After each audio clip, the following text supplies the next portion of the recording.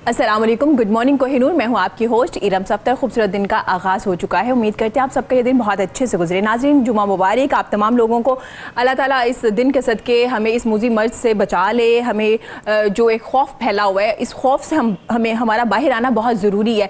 Basically हम दो तरह के लोग हैं। एक वो लोग हैं जो बिल्कुल एहतियात नहीं कर रहे, जो कह रहे हैं कि कोई मसला नहीं है, कोई ऐसा वायरस नहीं। और एक वो लोग हैं जो इतना डर चुके हैं कि उन्होंने अपने ऊपर इतना खौफ तारी कर लिया है कि शायद वो घरों से बाहर तो आना नहीं चाहिए, वैसे भी वो वैसे भी नहीं आ रहे। उन्होंने इतना खौफ और अपने ऊपर तारी किया हुआ है जिसकी वजह से वो एंजाइटी डिप्रेशन में जाना शुरू हो गए। ये दोनों लोग खतरनाक है। आपने बैलेंस रखना है, क्योंकि हम आपको बार बार बता रहे होते हैं। क्विक सी है जी एहतियाती तदाबीर, एक क्विक रिमाइंडर है। वो क्या है जी, आपने क्या करना, हाथ को साफ कीजिए, हाथ को धो लीजिए। हैंड सैनिटाइजर अवेलेबल है तो वेल एंड गुड, अगर नहीं है तो सबसे बेहतरीन है पानी और साबुन। कोई भी साबुन हो सकता है, ज़रूरी नहीं किसी ब्रांड का लें, कोई भी हर घर में एक साबुन होता है जी, उससे हाथ धो लीजिए। मास्क का इस्तेमाल कीजिए अगर आप बाहर जा रहे हैं। अदरवाइज अगर मास्क नहीं मिल रहे, इस पे भी एक सोशल मीडिया पे जंग शुरू हो जाती है जी। मास्क नहीं मिल रहे, बहुत महंगे हो गए, लोगों ने स्टॉक कर लिए, तो उसमें आसानी क्या है जी, स्कार्फ बांध लीजिए। कोई ज़रूरी नहीं N95 एक जो वर्ड हमने बहुत ज़्यादा सुना है, वो डॉक्टर्स के लिए ज़रूरी है। अगर आपको फ्लू हो रहा है, सीजनल आपका गला खराब हो रहा है, हो जाता है ना, वेदर चेंज होता है, तो उसमें मास्क का इस्तेमाल कर लीजिए। कोई भी नॉर्मल जो मास्क अगर आप इस्तेमाल करते हैं, कपड़े वाला भी मिल रहा है, बहुत सस्ता सा मिल रहा है, उसको वॉश कर लीजिए। अगर आपने इस्तेमाल किया है डिटॉल के साथ या किसी भी साबुन के साथ, उसको इस्तेमाल कर लीजिए। आसानी बहुत ज़्यादा है। इसकी कोई वैक्सीन नहीं है, लेकिन अगर देखा जाए तो इसकी वैक्सीन सिर्फ ये एहतियाती तदाबीर है। सोशल डिस्टेंस की बार बार बात हो रही है, हम स्टेटस भी लगा रहे हैं, लेकिन हमें नहीं पता सोशल डिस्टेंस है क्या। बेसिकली वो फिजिकल डिस्टेंस है। हम सोशली तो एक दूसरे के साथ राबते में हैं, हम नेट यूज़ करें, हम एक दूसरे से बात भी करें। आपने क्या करना है, डिस्टेंस रखना है अपने प्यारों से, अपने करीब के लोगों से। दिलों से डिस्टेंस नहीं रखना, सिर्फ फिजिकली थोड़ा सा डिस्टेंस रखना है। दिलों की बात जब मैं करती हूँ तो वो ये ज़रूरी होता है कि आपने इर्द गिर्द के लोगों का ख्याल रखना है। जो आपके इर्द गिर्द के लोग हैं, जो फैमिलीज़ हैं, जो आपके घर में मेड है, ड्राइवर है, जो इस वक्त काम नहीं कर रहे किसी भी वजह से, तो जनाब उनका भी ख्याल रखिए।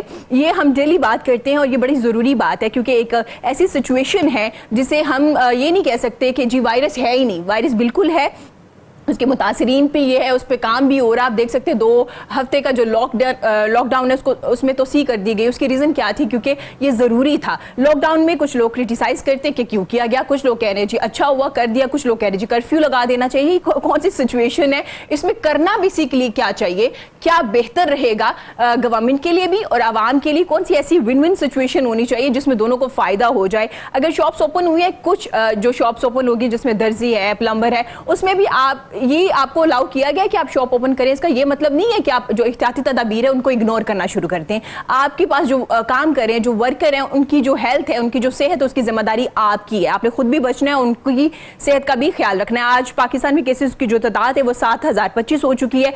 24 घंटे में 497 केसेस रिपोर्ट किए गए, मतलब केसेस ज्यादा होना शुरू हो गए। जो रिकवर है, क्योंकि जहां पे हम नेगेटिव बात करते हैं, जहां पे हम डरने वाली बात करें, वहां पे खुशी की बात यह है कि जो सेहतयाब होकर अपने घरों में वापस जा चुके हैं उनकी तादाद 1765 हो चुकी है और डेथ रेट जो है वो 135 है। अब ये बात करना भी अच्छा नहीं रहेगा कि हम कहें कि जी हम वो मुल्क है जिसमें सबसे कम केसेस है। अब इस बात पे मत रहिए, क्योंकि केसेस ज्यादा होना शुरू हो गए हैं, क्योंकि हम एहतियाती तदाबीर को नहीं अपना रहे। कहीं ना कहीं हम लोग लापरवाही की तरफ जा रहे हैं। तो खुदारा इस सिचुएशन में खास ख्याल रखिए अपना भी और अपने इर्द गिर्द के लोगों का भी। अब जी हम बात करते हैं कारोबार की। कारोबार में क्या असर होने वाला है इस सिचुएशन में, और इस सिचुएशन के बाद क्या होगा, किस तरह से लोग सर्वाइव करेंगे, ऑनलाइन जो लोग काम कर रहे हैं, डिजिटल मार्केटिंग कैसे होने वाली है। एक रिसर्च के मुताबिक जी 12.5 और 3 गालिबन मिलियंस लोग हैं, उनकी जॉब चली जाएगी। वो लोग क्या करेंगे, और जो ऑनलाइन काम करने वाले थे, जिन्होंने पहले डिजिटल पे काम करना शुरू कर दिया, जो पहले एंटरप्रेन्योरशिप की तरफ आ गए थे, उनको क्या क्या फायदा होने वाला है। इन तमाम चीज़ों के बारे में आज हम अपने शो में बात करेंगे। इसके अलावा हम रिलेशनशिप पे भी बात करेंगे, क्योंकि इस पे बात करना बहुत ज़रूरी है। रिश्तों पे बात करना बहुत ज़रूरी है, फैमिली पे बात करना बहुत ज़रूरी है, क्योंकि हम तमाम लोग घरों पे बंद है। क्या सिचुएशन है इस वक्त, कौन से लोग बहुत ज़्यादा जिनके रिलेशनशिप या तो बहुत स्ट्रॉन्ग हो गए, उनमें से कुछ लोग ऐसे भी हैं जिनके रिलेशनशिप ख़राब भी हो रहे हैं। क्यों हो रहे हैं, क्या सब्र कम हो गया, बर्दाश्त नहीं है, क्या सूरत हाल है। इन तमाम चीज़ों के बारे में आज हम बात करेंगे। हमारे साथ हमारे बड़े प्यारे मेहमान मौजूद हैं जी।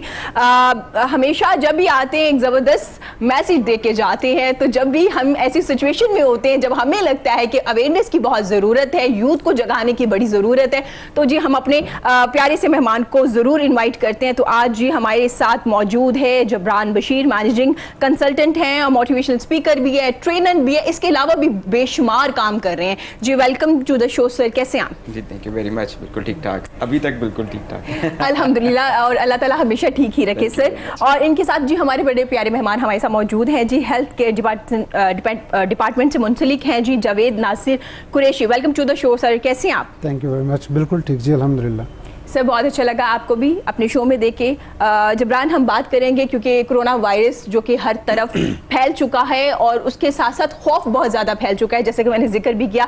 दो तरह के लोग हैं, एक तो बहुत ज़्यादा डरने वाले लोग हैं और एक बिल्कुल डरने वाले लोग नहीं है, बैलेंस नहीं है। क्या कहेंगे आप? क्योंकि बैलेंस हमारी नेशन में ही नहीं है ना ठीक है। तो फिर उसका इम्पैक्ट अब कोरोना पे भी नज़र आ रहा है। देखिए बात ये है, अभी आपने बड़ा अच्छा इंट्रोडक्शन दिया, बात आपने समअप जो है वो इंट्रोडक्शन में ही कर दी है। अच्छा, लेकिन सिनेरियो इतना सा है कि आज से कोई जब अभी लॉकडाउन नहीं हुआ था तो कुछ लोगों ने एक स्टैटिस्टिकल एनालिसिस किया था और उस स्टैटिस्टिकल एनालिसिस के मुताबिक 15 अप्रैल तक पाकिस्तान में 80,000 कोरोना वायरस के मरीज़ होने के चांसेस थे, 80,000। लेकिन ये बात फिर बड़े वाज़े तौर पर नज़र आती है कि जब लॉकडाउन हुआ तो उस लॉकडाउन का ये इम्पेक्ट नज़र आया कि हमने वो 80,000 या 80,000 प्लस के फिगर को नहीं छुआ। हम इस वक्त कोई 6-7 हज़ार के फिगर के ऊपर हैं। तो पहली बात तो ये है कि लॉकडाउन करना वो मजबूरी तो थी, लेकिन वो एक ठीक स्ट्रेटजी थी मेरी नज़र में एज अ मैनेजमेंट कंसल्टेंट भी, एज और कॉमन सेंस के एंगल से भी अगर देखा जाए तो ये तो एक बात है। लेकिन दूसरी बात जो है वो ये है कि गवर्नमेंट भी हमारी बिल्कुल ठीक कह रही है, खान साहब भी ये ठीक कह रहे हैं कि जो डेवलप्ड कंट्रीज़ हैं वहाँ पर जो फाइट हो रही है वो कोरोना के साथ हो रही है और ज़्यादा फाइट पे शुरू हो जाएगी तो वो इकॉनमी रिलेटेड हो जाएगी। पाकिस्तान के अंदर एक साइड पे हमने कोरोना से लड़ना है तो दूसरी साइड पे हमने डायरेक्ट जो है ना वो हंगर से और भूख से लड़ना शुरू कर देना, ठीक है। तो इस वजह से मेरे नज़दीक पाकिस्तान बहुत लंबे अरसे तक का लॉकडाउन जो है वो बियर नहीं कर सकता ड्यू टू भूख एंड हंगर। लेकिन करना क्या चाहिए वो ये है कि यस कि जिस वक्त लॉकडाउन जो है वो ओपन होता है, ख़त्म होता है, तो जो हमारी एहतियात है वो कंसिस्टेंट रहनी चाहिए। और ये बात भी बड़ी हमें सोच समझ के चलनी चाहिए कि एहतियात में और डर में फ़र्क है और डरना नहीं चाहिए लेकिन एहतियात करके चलना चाहिए। मुझे ये नज़र आ रहा है कि जब से लॉकडाउन के अंदर नरमी हुई है तो रोड्स के ऊपर जो है वो बिल्कुल एहतियात नहीं है और जिन्होंने डर के बैठना था वो लॉकडाउन खत्म होने के बाद भी जो है अभी तक डर के बैठे, ठीक है। तो दोनों ही एक्सट्रीम्स कहीं पर हैं, इन एक्सट्रीम्स को हमें कहीं पर दरमियान में लेकर आना होगा, तभी हम फाइट कर सकते हैं। बिल्कुल जबरान, आपने नोट किया होगा क्योंकि जब से कोरोना स्टार्ट हुआ है माशाल्लाह से आप सोशल वर्क काफ़ी ज़्यादा कर रहे हैं, लोगों को एक दूसरे से मुंसलिक करें डिस्टेंस रखते हुए किसी हद तक। तो आपने देखा होगा लॉकडाउन जिस दिन तोसी तो हो गई लेकिन थोड़ी नरमी हुई, एक ईद का इन्वायरमेंट मुझे नजर आया, मांगने वालों में भी एक खुशी थी, नए कपड़े पहन के एक्साइटमेंट में थी, ना मास्क का इस्तेमाल किया जा रहा था।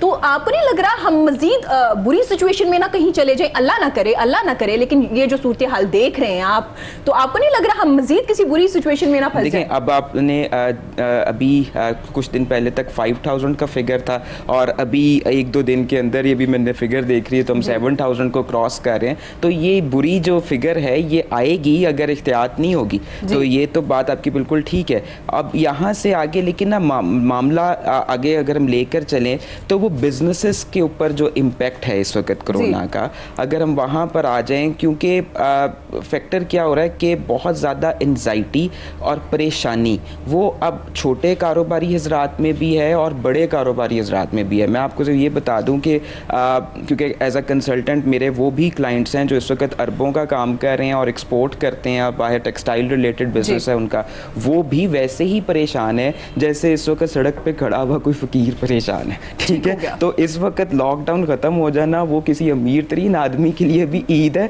और किसी गरीब तरीन आदमी के लिए किसी हद तक ये ईद ही है, लेकिन इस ईद में भी ना आपने क्या करना है, एहतियाती तदबीर, कुछ ज्यादा नहीं हम कह रहे हैं आपसे, आसान सा तरीका कह रहे। और यकीन करें मैं बार बार ये बात करती हूँ कि आप लोग ना क्रिटिसाइज करते हैं कि गवर्नमेंट ने हमें पैकेज नहीं दिया, गवर्नमेंट को तैयार होना चाहिए था इस सिचुएशन के लिए।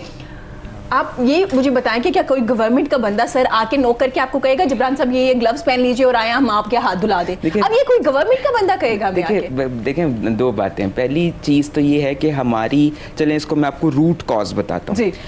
हमारे मुल्क में इस तरह का बिहेवियर क्यों है? लोग ऐसा क्यों बिहेव करते हैं कि हर चीज़ को गवर्नमेंट के ऊपर डाल दें, या हर चीज़ के अंदर जो है वो मुहतात ना रहें, चीज़ों को पढ़े लिखे अंदाज से ना देखें। उसके बैक एंड पे जो सबसे बड़ा रीज़न है वो इस मुल्क का तालीमी निज़ाम है, या आप कह लें ऑन दी अदर हैंड की जहालत है। ठीक है, देखिए मामला ये है कि as per UNDP United Nation Development Programme, Pakistan तालीम के एतबार से, आगही के एतबार से 189 ममालिक में से 171वें नंबर पर खड़ा है। ठीक है, ये तालीम की हालत है। और दूसरी तरफ अगर हम देखें, अगर मेरी आपकी, हम सारों की हम एजुकेशन मिला लेना, तो हम लोग इस वक्त एवरेजली 5वीं पास नेशन है, प्राइमरी पास नेशन है। तो जिस वक्त एजुकेशन का आलम ये होगा, तो फिर उस एजुकेशन ना हो तो उसका नेगेटिव इम्पैक्ट माइंड्स के ऊपर आता है। माइंड ट्रेंड नहीं होते, जब माइंड ट्रेंड नहीं होते तो फिर एक्शंस और जो बिहेवियर्स होते हैं ना,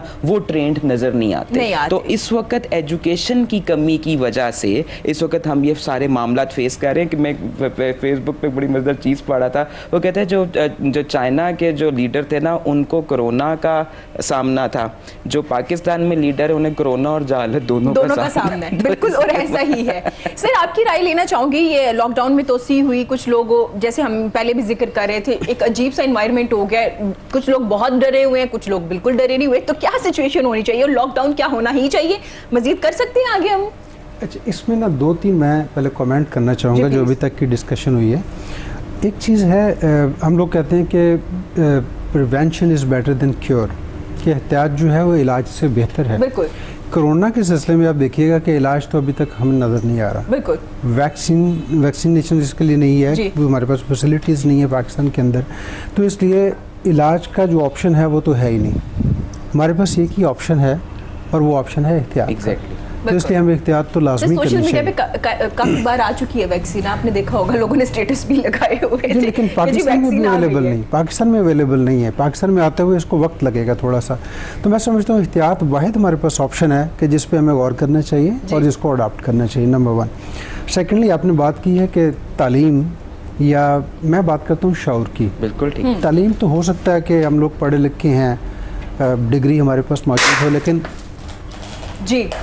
हमारे पास जो कमी है वो मेरा ख्याल शऊर की कमी है। तो इसलिए तालीम के साथ साथ जो तरबियत है उसका फकदान है। तो हमें तरबियत पे भी गौर करना चाहिए, लोगों को ट्रेन करना चाहिए कि इस नागहानी सूरत हाल से हमने कैसे बच के निकलना। हम बात कर रहे थे लॉकडाउन की, उसके क्या असरात होने वाले हैं और कोरोना वायरस के खौफ से क्या क्या होने वाला है? अच्छा, इससे पहले जो मैं जिक्र ये कर रहा था कि चूँकि हमारे पास ऑप्शन एक ही है और ऑप्शन है एहतियात। इलाज तो हमारे पास है नहीं, तो एहतियात भी इसकी जो है वो बेसिकली उसको आप मैनेज कर सकते हैं। सूरत हाल को मैनेज करने के लिए ऑब्वियसली आपको लोगों को ट्रेन करना है, लोगों को शऊर देना है कि किस तरीके से उन्होंने इस सारी सिचुएशन में बिहेव कैसे करना है। अगर आप सेंसिबली बिहेव कर लेंगे तो मैं समझता हूँ कि इसके जितने भी साइकोलॉजिकल इम्पैक्ट आ सकता है या और जो सोशल अनरेस्ट हो सकती है उसको आप कंट्रोल कर सकते हैं। अगर हम देखें इसके जो विजिबल इम्पैक्ट है वो इस कोरोना की वजह से वो कुछ 4-5 हैं। मैं ये समझता हूँ पहला तो सबसे पहला ये है कि आप सोशल अनरेस्ट का शिकार हो जाते हैं। सोशल अनरेस्ट में ये है कि लोग खौफ में मुब्तला है। आप देखें आपके इर्द गिर्द अगर खुदा न खास्ता किसी को भी कोरोना वायरस जब उसका टेस्ट पॉजिटिव हो जाए तो उसके बाद उसकी अपनी फैमिली का हाल देख लें, उसके अजीज़ो कारब, उसके इर्द गिर्द जितने लोग हैं वो सब खौफ में मुब्तला हो जाते हैं। उस बंदे की अपनी ज़िंदगी जो है वो तो समझ लें कि खौफ में बिल्कुल ही वो सरायत कर जाता है उसके अंदर। तो इसको मैनेज करने की ज़रूरत है। दूसरी चीज़ जो है वो अपॉर्चुनिटी लॉस है जी। आज के इस दौर में जहाँ पे हर बंदा जो है वो बड़े मुश्किल से अपने गुज़रोकात कर रहा है, अगर लॉकडाउन की वजह से उसका बिज़नेस अफेक्ट हो जाए तो ज़ाहिर है कि उसकी रोज़ाना की जो गुज़र बसर है उसमें बहुत मुश्किल उसको पेश आएगी। तो ये भी देखना कि आपने इसको कैसे मैनेज करना है। तो सोशल अनरेस्ट एक इसका इम्पैक्ट हो गया, दूसरा आपने अपॉर्चुनिटी लूज़ की है बिज़नेस की, वो दूसरा इम्पैक्ट है। और तीसरी सबसे बड़ी बात है लोगों का मोरल जो है वो बहुत डाउन हो गया बीमारी की वजह से, खौफ की वजह से। वो लोग जो ऑफिस में अगर आ भी रहे हैं किसी वजह से, वो उनकी प्रोडक्टिविटी बहुत डिमिनिश कर गई। लोग काम नहीं कर रहे, एक दूसरे से मिल नहीं रहे। अच्छा, सोशल डिस्टेंसिंग आप बार बार जिक्र करें, इसका मतलब सोशल डिस्कनेक्ट नहीं है। आपने काम करना लेकिन आपने फासला और एहतियात मेंटेन करना, लेकिन डिस्कनेक्ट आपने नहीं करना। और दूसरी बात यह है कि जो बिज़नेस है वो बिजनेस को स्टॉप नहीं करना, ये कोई हल इसका नहीं है। आपने बिजनेस को कंटिन्यू करना है। जाहिर है कि उस फ्रेमवर्क के अंदर उन एहतियाती तदाबीर को देखते हुए आपने बिजनेस को कंटिन्यू करना है, ताकि अगर हम कोरोना के वायरस के खौफ से निकल भी जाएं तो बाद में मुआशी खौफ में मुब्तला ना हो जाए। तो मैं समझता हूँ कि ये कुछ विजिबल इम्पैक्ट्स हैं जो कोरोना की शक्ल में अभी मुआशरे के अंदर आ रहे हैं। ये तो वो इम्पैक्ट है जो कि इस बीमारी के दौरान में है जी। लेकिन इसके बाद जो आने वाला इन्वायरमेंट है वो बिज़नेस डायनामिक्स बिल्कुल चेंज हो जाएंगे। तो हमें आज बैठ के ये भी प्लान करना है कि हम इस सूरत हाल से निकलने के बाद जल्द या बदेर उसके बाद हमने करना क्या है। ठीक हो गया। तो इस वक्त जितने भी बिज़नेस लीडर्स हैं वो 3 तरीके से अपनी टीम्स के साथ कंटिन्यू कर रहे हैं या कम्युनिकेट कर रहे हैं। कुछ लोग जो हैं वो सिर्फ खौफ में मुब्तला है जी। और सिर्फ वो यही कहते हैं कि बीमारी आ गई है और इसका इम्पैक्ट है, बिज़नेस को बंद कर दो। लेकिन कुछ लोग ऐसे हैं जो ये कह रहे हैं कि हाँ ठीक है बीमारी तो है लेकिन हमने बिज़नेस को कंटिन्यू करना है। हमने वो तमाम तरीके इख्तियार करने हैं, तमाम वेज एंड मीन्स हमने देखने हैं कि जिससे हम इस बीमारी से निकल सकें। और बहुत सारे विजनरी लीडर ऐसे भी हैं जो इस सूरत हाल के बाद के बारे में सोच रहे हैं कि पोस्ट कोविड-19 जो सिचुएशन है उसमें हमने इस सूरत हाल से फ़ायदा कैसे उठाना है, बिज़नेस को कंटिन्यू कैसे करना है ताकि उसका इकोनॉमी के ऊपर जो इम्पैक्ट है वो मिनिमल हो सके। ठीक हो गया। जबरान से भी राय लूँगी। जबरान, आप देख रहे हैं लोग घरों में काम कर रहे हैं, ऑनलाइन बैठ के ऑफिस के काम हो रहे हैं, मीटिंग्स हो रही हैं, तो क्या देख रहे हैं यही हम इसी तरह से कंटिन्यू रखेंगे आगे? आप देख रहे हैं कि तमाम जो चीज़ें हैं वो डिजिटल पे शिफ्ट हो जाएंगी या नहीं? देखिए मैंने इसको डिटेल में इसको आंसर कर देता हूँ 2-3 सेगमेंट्स बनाकर। पहली चीज़ तो ये है कि हम इस वक्त एक क्राइसिस सिचुएशन के अंदर हैं। अच्छा, अब इसको 2 एंगल से देखें। आज अगर हम अप्रैल में बैठे हैं, 16-17 अप्रैल है और इसके बाद अप्रैल है, फिर उसके बाद मई है, फिर जून है। मैं अपने जितने भी मेरे क्लाइंट्स हैं जो इस वक्त बिजनेसमैन हैं या फिर जो मेरे स्टूडेंट्स हैं या जो डिफरेंट जगहों के ऊपर इस वक्त जॉब्स कर रहे हैं, मैं उनसे ये कहता हूँ कि देखो अगले जो 2-2.5 माह है ना, ये सर्वाइव करने के हैं। ठीक है, this is a first stage, ये बिजनेसेस के लिए भी और on the other hand professionals के लिए भी। First stage is survive, then the second stage is जो शुरू होनी है 1 जुलाई से, अगला फिस्कल ईयर शुरू होना है। तो जो अगला फिस्कल ईयर है ना पूरा जी, उसके ऊपर इस वक्त इतना इम्पैक्ट आ चुका हुआ है कि वहाँ पर फिर हमें नए सिरे से रिवाइव करना होगा। हम उसको कहते हैं, आजकल वो टर्म बोली जा रही है न्यू नॉर्मल, कि एक नया नॉर्मल निज़ाम आएगा जिसके अंदर हमें अपने आप को एडजस्ट करना है। ठीक है, और फिर कोई अगला साल जो है 2021 का जो एंड है वहाँ पर फिर बिजनेसेस थ्राइव करेंगे। So there are 3 stages: survive, revive and thrive. Survive means कि इस वक्त जैसे तैसे हो सकता है अपने आप को चलाओ। रिवाइव मीन्स कि फिर जब नया न्यू नॉर्मल आता है तो उसके अंदर फिर वो सर वाली बात है कि आपने कितना इनोवेटिव होना है, कितना आपने विजनरी होना है कि यार अब जो हालात नए पैदा हो गए हैं उसके अंदर अब अपने बिजनेसेस के अंदर नए बिजनेस मॉडल्स क्या होंगे, नई सर्विसेज क्या होंगी, या हमने अपनी जो पुरानी प्रोडक्ट बेचनी है अब वो किस नई तरह से बेचनी है कि हमारा जो है वो सेल्स जो है वो डिस्टर्ब ना हो। और फिर थर्डली ये है कि वो फिर नए बिजनेसेस को, जैसे कोई नया बिजनेस बनता है ना तो वो पहले साल से फिर सिर्फ स्ट्रगल करता है तो वो रिवाइव कर रहा होता है। तो फिर यही होगा कि अब हर बिजनेस जो है ना वो अगले फिस्कल ईयर में एक तरह की स्ट्रगल कर रहा होगा, रिवाइव कर रहा होगा, और उनमें से फिर जो बिजनेसेस अपने आप को स्टेबल कर जाएंगे वो थ्राइव करेंगे यानी ग्रो करेंगे। तो ये 3 स्टेजेस में से तो हमें गुजरना है। ये होगी पहली बात। दूसरी बात ये है कि यस, अगर अब हम रिएक्टिव बिजनेसमैन हैं या प्रोएक्टिव लीडर हैं, आप रिएक्टिव बिजनेसमैन हैं तो आप रोते रहेंगे, चीखे मारते रहेंगे, हाय मर गए, हाय खप गए, हुण की होएगा, हुण के में आगे बढ़ांगे, ये एक बात है। और जो प्रोएक्टिव लीडर है या जो विजनरी लीडर है, ये वो लोग हैं जो क्राइसिस के अंदर से अपॉर्चुनिटी तलाश करते हैं। ठीक है, क्योंकि क्राइसिस के 2 मीनिंग्स हैं। क्राइसिस का एक मीनिंग है डेंजर और क्राइसिस का ही दूसरा मीनिंग है opportunity, as per the Chinese dictionary. ठीक है, तो मामला ये है कि वो जो लीडर्स होते हैं, वो विजनरीज होते हैं, वो एक्चुअली अपॉर्चुनिटी तलाश करते हैं कि अब हम नया काम कैसे कर सकते हैं। For example one of my clients, मैं नाम तो खैर उनका नहीं ले सकता, लेकिन उन्होंने अभी बड़ा एक मज़ेदार काम किया है कि वो अपैरल बिजनेस था और मेल फीमेल के कैजुअल जो कैजुअल कपड़े होते हैं वो बेचते थे। ठीक है, कैजुअल गारमेंट्स। अच्छा, उन्होंने ब्रांडिंग करनी शुरू की है और अब उन्होंने मास्क्स भी बेचने शुरू किए हैं, अब उन्होंने हैंड सैनिटाइजर्स भी बेचने शुरू किए हैं, फिर उन्होंने वायरस फ्री टेक्सटाइल को यूज़ करते हुए कपड़े भी बनाने शुरू किए हैं। अच्छा, और अब उन्होंने उसको ब्रांड करना शुरू कर दिया है और उन्होंने अपने ही ब्रांड को कहा कि this brand in the crisis is behaving like this. ठीक है, अब ये एक कॉन्सेप्ट है। फिर मेरे एक और क्लाइंट है, they are related to the leather industry, तो वहाँ पर भी यही कॉन्सेप्ट आया कि अच्छा क्या किया जाए। उनका कि जी हम जो लेदर टेनरी कंपनी, जी जो लेदर कंपनी है जो टेनरी बनाती है, उसके अंदर हम ये कर सकते हैं कि जो केमिकल लगता है लेदर के ऊपर, उस केमिकल को यूज़ करते हैं सैनिटाइजर्स बनाने के लिए। तो उन्होंने क्या किया, अपने रॉ मटेरियल को से सैनिटाइजर्स बनाने शुरू कर दिए और वो सैनिटाइजर्स उन्होंने मैस बेचना भी शुरू कर दिया। फिर वो जूतियाँ बनाते थे तो उन्होंने कहा जी अब इसी फैक्ट्री के अंदर जो है वो हम मास्क भी बनाने शुरू कर देंगे। फिर अब तीसरा काम उन्होंने ये किया कि वो जो सैनिटाइजर्स गेट्स होते हैं वो भी बनाने शुरू कर दिए हैं। तो द मैटर इज दिस कि आपने क्राइसिस के अंदर से ही अपॉर्चुनिटी ढूंढनी है और उसको अपने बिजनेस मॉडल के अंदर। अच्छा जिब्रान, इसका मतलब है कि इसके बाद या अभी से जो भी कैंपेन्स होगी डिफरेंट ब्रांड्स की या कपड़ों की या डिफरेंट चीज़ों की, अब उसमें ये हैंड सैनिटाइजर वाली ये जो हमारे कपड़े, इनमें ये चेंज आने वाला है। इसमें हम हर चीज़ को जरासीम, जर्म्स और इससे पाक हमारी चीज़ें, ये कैंपेन चेंज होने वाली है। असल में ना चेंज क्या होने वाला है, एक तो ये जिसको हम बोलते हैं वायरस फ्री टेक्सटाइल, ये ऑलरेडी इजराइल की एक कंपनी है, उसने ये इंट्रोड्यूस करवा दिया है ये कॉन्सेप्ट, एक बात होगी। लेकिन अब चेंजेस क्या आने वाली है, मैं आपके साथ वो भी चलिए शेयर करता हूँ। मामला ये है कि हम थोड़े अरसे के बाद ये देखेंगे, ये जो मैं बात कर रहा हूँ ये रिसर्च बेस्ड बात कर रहा हूँ, हम थोड़े अरसे के बाद ये देखेंगे कि दुनिया में करेंसी की तब्दीली हो जाएगी। करेंसी के अंदर से 3 C's ख़त्म हो जाएंगे, ठीक है, कैश, कार्ड एंड जो हम उसे बोलते हैं चेक,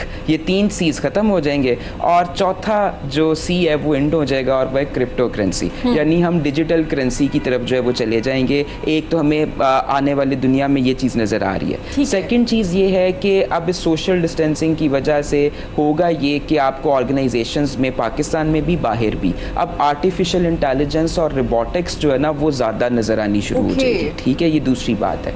फिर हम जो है ये भी देखेंगे कि जितने बिजनेसेस हैं, ख़ास तौर पे 3 तरह के बिजनेसेस, उनमें एक रिटेल का बिजनेस, दूसरा जो है एजुकेशन का बिजनेस और तीसरा एंटरटेनमेंट का बिजनेस। ये तीनों जो है अपनी ऑनलाइन हैसियत ज़्यादा पकड़ते जाएंगे। ठीक है, ये जितनी भी इस वक्त मैं डिस्कशन कर रहा हूँ, ये डिफरेंट इंटरनेशनल कंसल्टिंग कंपनीज़ ने और रिसर्च कंपनीज़ ने डिफरेंट थॉट लीडर्स के साथ और थिंक टैंक्स के साथ बैठ के ये सारी चीज़ जो है वो डिज़ाइन की है कि आने वाले वक्तों में एक्चुअली दुनिया कैसे बदलने जा रही है। फिर एक ऑर्गेनाइजेशन है society of human resource management, SHRM USA की, उसके CEO का मैं इंटरव्यू सुन रहा था, तो he was also saying this thing कि अब आने वाले सालों में जो ऑफिसेस की जो डिज़ाइनिंग है, जो लेआउट्स हैं, वो भी बड़ी डिफरेंट हो जाएंगे। ठीक है, अभी हम कैबन्स के अंदर सारे इकट्ठे बैठे होते हैं, एक और तरह का एनवायरनमेंट होता है। अब जब हम अपनी पूरी आर्किटेक्चरिंग करेंगे अपने ऑफिस की लेआउट्स की,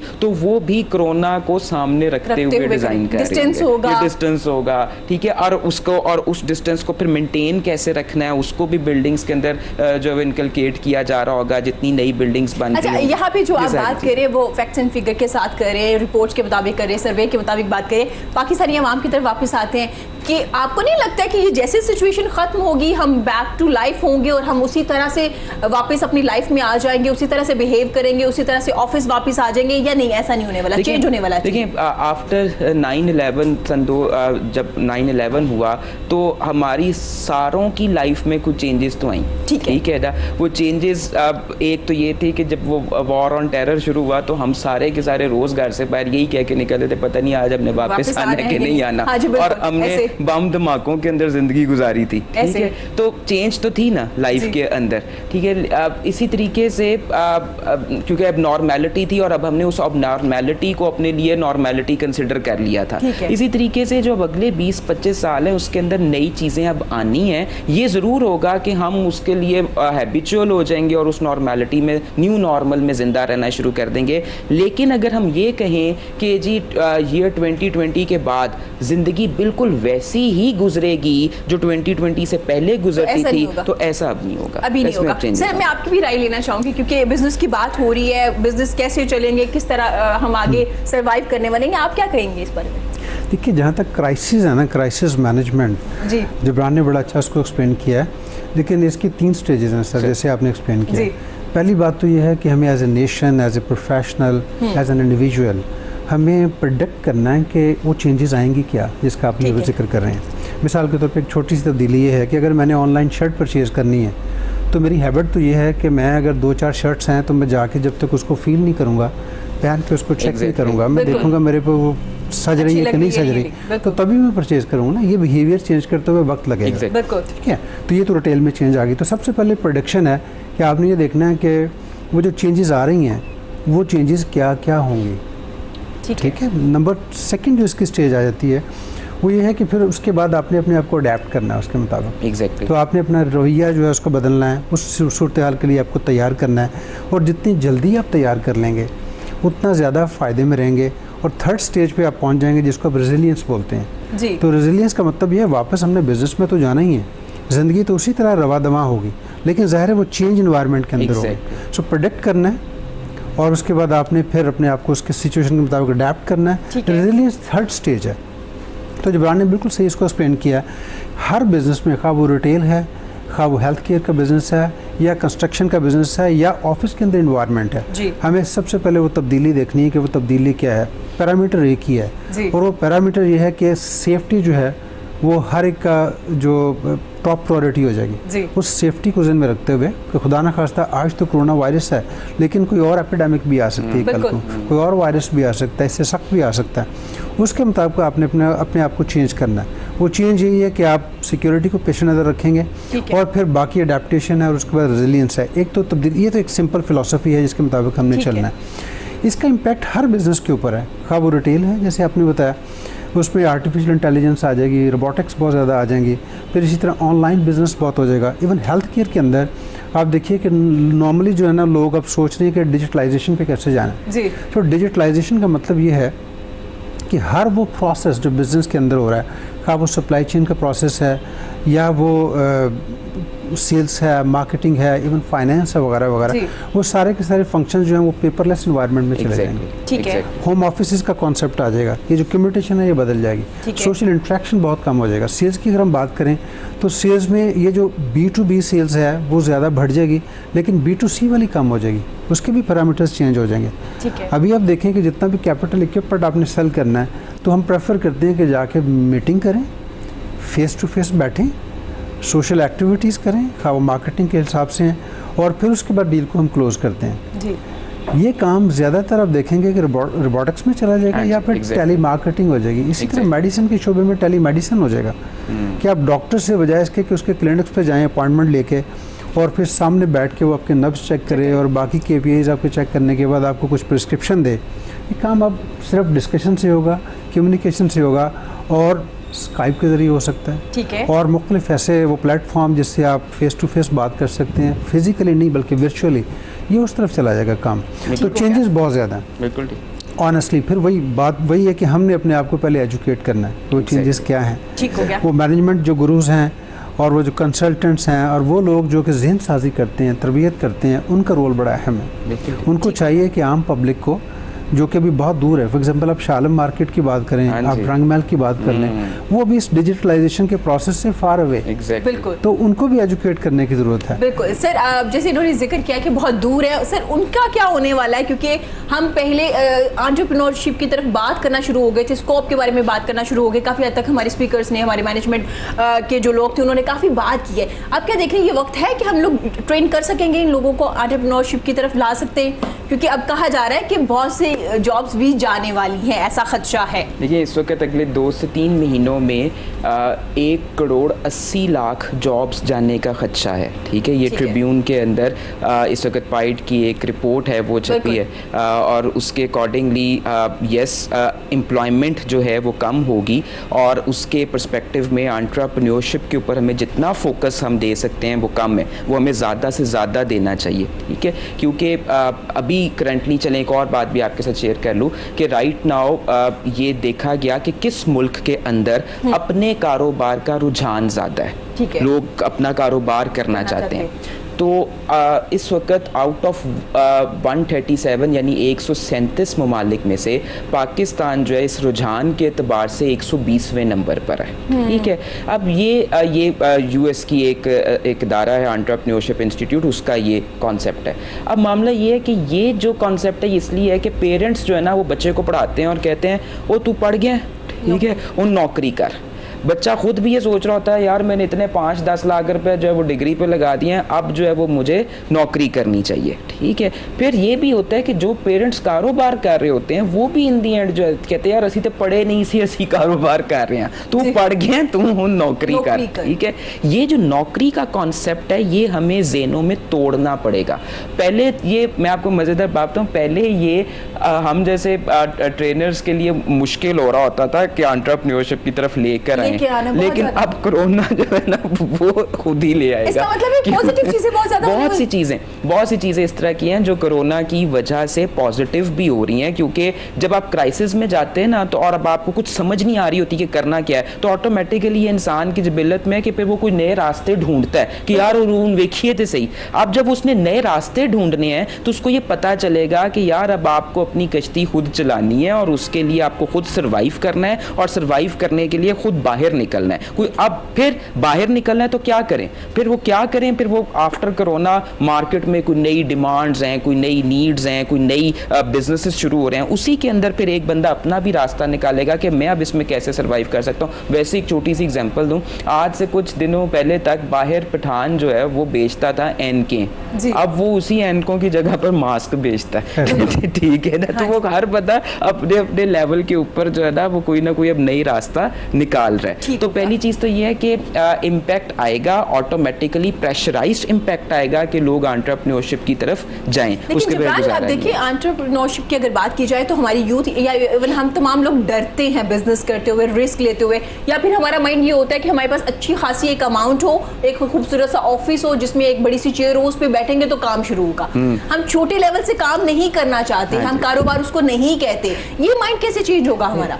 अच्छा, इसमें मैं ये चाहूँगा कि इस डिस्कशन को हम थोड़ा आगे बढ़ाएं, लेकिन मैं आपकी तवज्जो ना इस एक और जाविये की तरफ दिलाना चाह रहा हूँ। अगर हम सब लोग जो यूनिवर्सिटी से निकलते हैं तमाम वो स्टूडेंट से सोचना शुरू कर दें कि हर एक ने अपना ही बिज़नेस करना है, तो मुझे बताएं कि उनका बिज़नेस रन करने के लिए उनका स्टाफ कहाँ से मिलेगा? ठीक हो गया। दो कॉन्सेप्ट्स हैं दुनिया में, एक तो है एंटरप्रेन्योरशिप का और एक है इंट्राप्रेन्योरशिप। इंट्राप्रेन्योरशिप वो लोग हैं, वो पढ़े लिखे प्रोफेशनल्स हैं जो उस एंटरप्रेन्योर को हेल्प आउट करते हैं। ठीक है, मिसाल के तौर पे मैंने अपना बिजनेस शुरू किया, ठीक है, मैं तो एंटरप्रेन्योर हूँ, लेकिन मुझे एक फाइनेंस मैनेजर चाहिए, मुझे सप्लाई चेन का मैनेजर चाहिए, मुझे टेक्निकल सर्विसेज में चाहिए, सेल्स में चाहिए, एक्सेट्रा। उन तमाम जगहों पे जो प्रोफेशनल्स हैं वो इंट्राप्रेन्योर कहलाते हैं। तो मैं समझता हूँ कि हमें सिर्फ और सिर्फ एंटरप्रेन्योरशिप पे नहीं बल्कि इंट्राप्रेन्योरशिप के ऊपर भी गौर करना है कि हमें वो लोग भी तैयार करनी है जो उस बिज़नेस को हेल्प आउट करें रन करने में। तो मैं चाहूँगा कि जबरान इस पर भी ज़रा बात करें कि एज ए ट्रेनर आपका जो रोल बनता है मेरी समझ में है वो ये है कि आप एंटरप्रेन्योरशिप उसको प्रमोट करें, उनको लोगों को एजुकेट करें, लेकिन उसके साथ साथ वो जो लोग तालीम लेके बाहर निकलते हैं स्किल्स के ऊपर में बात करनी चाहिए। यूनिवर्सिटीज़ जो हैं वो तैयार नहीं करती लोगों को कुछ कमाने के लिए, लाइफ स्किल्स की ज़रूरत है, उनको बिजनेस स्किल्स की ज़रूरत है, उस पर आपका रोल होना चाहिए एज ए ट्रेनर। मैं समझता हूँ कि अभी जो ट्रेनिंग का जो शोबा है उसको थोड़ा बदलने की ज़रूरत है, उसको वास्ट करने की ज़रूरत है। इस पर मैं ऐड करता जाऊँ, पहली बात ये बिल्कुल ठीक है कि एक एंटरप्रेन्योर ने जिस वक्त अपना बिजनेस शुरू किया तो फिर उसको अपने साथ एक टीम भी चाहिए, लेकिन अब मामला इतना सा है कि again dynamics of the businesses after this कोविड-19 क्या होंगे, किस तरह से चीज़ बढ़ेगी, आगे चलेगी, ये एक बड़ी समझने वाली बात है। अच्छा, एंटरप्रेन्योरशिप के अंदर एक शख्स एंटरप्रेन्योर खुद होता है और वो अपने साथ, और वो तब तक एंटरप्रेन्योर नहीं बनता जब तक वो एम्प्लॉयमेंट क्रिएट ना करे दूसरों के लिए। ठीक है, मुझे ऐसे लगता है कि एंटरप्रेन्योरशिप के अलावा एक और टर्म बोली जाती है जिसे हम सेल्फ एम्प्लॉयमेंट बोलते हैं। तो entrepreneurship is a different thing. और सेल्फ एम्प्लॉयमेंट का जो कॉन्सेप्ट है ना, वो आफ्टर दिस कोविड अगले 3-4 साल काफ़ी ज़्यादा होगा, जिसमें एक बंदा अपने लिए खुद काम कर रहा होगा, लेकिन अभी वो शायद मज़ीद अपने साथ जो है ना वो स्टाफ ना जोड़ सकता हो ड्यू टू मैनी रीजंस, जिसमें से शायद एक सोशल डिस्टेंसिंग भी हो। और अगर जो है वो जोड़ेगा भी, अपने साथ स्टाफ जोड़ेगा, तो इस वक्त मुझे ये भी चीज़ नज़र आती है कि वो जो पहले बड़े बड़े ऑफिसेज और ऑफिसेज के कॉन्सेप्ट्स होते थे वो अब ख़त्म हो जाएंगे और हमारी वर्चुअल टीम्स जो हैं वो डेवलप होना शुरू होंगी। एक अगर एंटरप्रेन्योर भी बनता है तो अपने साथ मज़ीद वर्चुअल टीम्स जो है ना उनको जोड़ेगा और बिजनेसेस इस तरीके से मूव करेंगे। ये अगले 3-4 साल का ये कॉन्सेप्ट तो मुझे इसी तरीके से नज़र आ रहा है। ये तो है एक बात।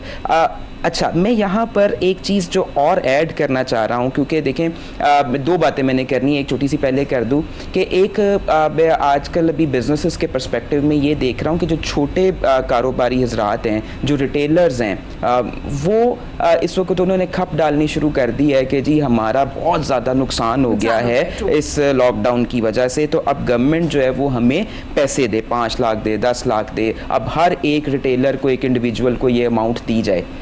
अच्छा, जेन्युइनली वैसे देखा जाए तो बिल्कुल ठीक बात है, इसमें कोई दूसरी राय नहीं है, लेकिन मुझे याद पड़ता है कि आज से जब 5-6 महीने पहले टैक्स कलेक्शन की बारी थी तो यही वो रिटेलर थे जो कहते थे कि असी मर जावांगे, टैक्स नहीं देवांगे, हम नहीं बेसिकली जो है वो डॉक्यूमेंटेड इकोनॉमी के अंदर आना पसंद करते। ठीक है, तो द फैक्टर इज दिस कि ये गिव एंड टेक की सिचुएशन होती है कि अगर आप गवर्नमेंट को टैक्स देते हैं और ऑन टाइम टैक्स देते हैं और जेन्युइन टैक्स देते हैं, तो फिर गवर्नमेंट जो है वो आपको भी इन रिटर्न इस तरह के क्राइसिस के अंदर प्रॉपर फैसिलिटेट करती है। ये नहीं होता कि आप गवर्नमेंट को कुछ दें ना और इन रिटर्न आप गवर्नमेंट से जो है वो मांगना शुरू कर दें कि जी अब आप हमारी हेल्प करो। तो इट्स अ 2-वे प्रोसेस। तो ये जो छोटे रिटेलर्स हैं इनको भी अपनी जिम्मेदारी को समझना होगा कि यार हम अगर डिमांड कर रहे हैं तो पहले एज अ शहरी और एज अ बिजनेसमैन हमें भी गवर्नमेंट को ऑन टाइम टैक्सेस देने चाहिए। तो ये मेरा एक मैसेज था, मैंने कहा ये मैं कन्वे कर दूं। ये बहुत ज़रूरी था क्योंकि हम काफ़ी ज़्यादा बहस सुन रहे हैं टीवी पे भी और हर जगह पे छोटे छोटे प्रोटेस्ट भी करने की कोशिश की जाए, जहाँ पे हम कह रहे हैं सोशल डिस्टेंस रखिए, वहाँ पे कॉन्फ्रेंसेस ज़्यादा होना शुरू हो गई है।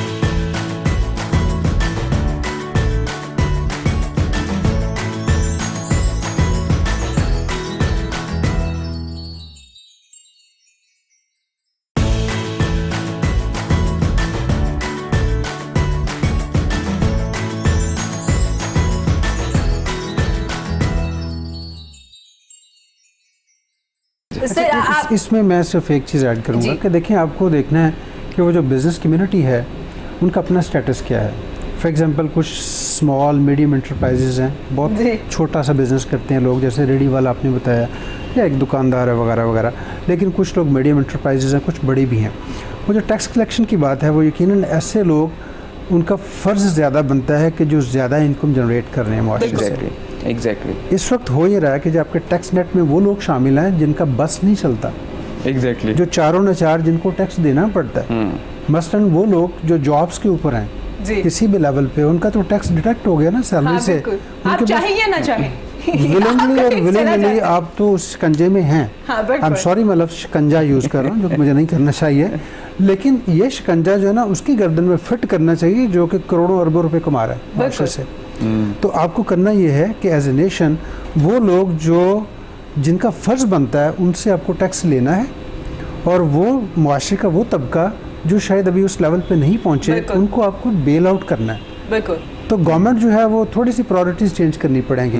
हैव्स और हैव नॉट्स का जो कॉन्सेप्ट है उसको लाना पड़ेगा, उनसे कलेक्ट करें और बेल आउट उनको करें जो डिजर्व करते हैं। ये मेरा इस पे कमेंट था। सही हो गया सर। प्लीज आप मुझे बताइएगा इस सिचुएशन में आप और आपकी टीम किस तरह से काम करी, हॉस्पिटल्स में किस तरह से आपके 32 आई थिंक मेंबर्स हैं जो बेसिकली देखिए हम लोग रिप्रेजेंट करते हैं एक जर्मन कंपनी है, वो हम लोग डायलिसिस इक्विपमेंट को और उसके डिस्पोजेबल्स कंज्यूमेबल्स वगैरह वो हमारा बिजनेस है अराउंड द वर्ल्ड। तो उसमें ये जो कोविड है इसके जो बहुत सारे इम्प्लीकेशन जो आएंगे, उसमें एक इम्प्लीकेशन ये है कि आपके किडनी फेल हो जाते हैं। बिल्कुल। मल्टीपल ऑर्गन फेलियर भी है जी। जब किडनी फेल होते हैं तो उसके लिए ज़ाहिर है कि पेशेंट को डायलिसिस करवाना है।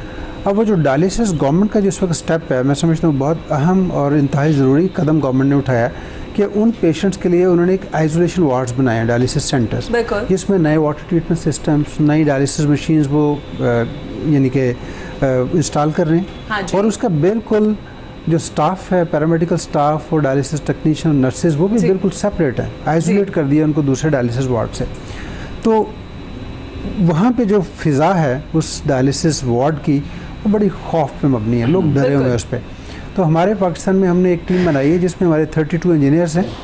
वो इंजीनियर्स मुख्तलिफ़ जगहों पे हमने बेस किए हैं पाकिस्तान में, और जिस भी हॉस्पिटल के अंदर या डायलिसिस सेंटर में वो आइसोलेशन वार्ड बन रही है, उसके लिए हमने तमाम प्रिकॉशनरी मेजर्स लेते हुए अपनी उस टीम को ट्रेन किया। ठीक है, वो वहाँ पे उसमें दाखिल होते हैं, वाटर ट्रीटमेंट सिस्टम है या डायलिसिस मशीन है उसको इंस्टॉल करते हैं और फिर मेंटेन करते हैं। अच्छा, ये लाइफ सेविंग इक्विपमेंट है, इसके लिए बहुत ज़रूरी है कि मशीन को प्रॉपर्ली कैलिब्रेट करके रखें, उसको डिसइंफेक्ट करें। हमारा एक आगाही या अवेयरनेस का एक प्रोग्राम है जिसमें डिसइंफेक्शन बड़ी इंपॉर्टेंट है, उस मशीन को अंदर से, उस मशीन को बाहर से, और फिर वो तमाम लोग जो उसके इर्द गिर्द हैं, जो हेल्थ केयर प्रोफेशनल्स हैं, उनको भी हम अवेयरनेस देते हैं कि उन्होंने अपने आप को कैसे बचा के रखना है।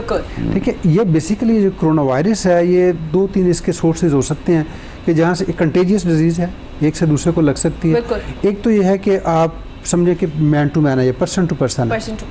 अच्छा, दूसरा ये सरफेस टू पर्सन भी है, ठीक है, और फिर तीसरा एयर से भी आपको लग सकता है।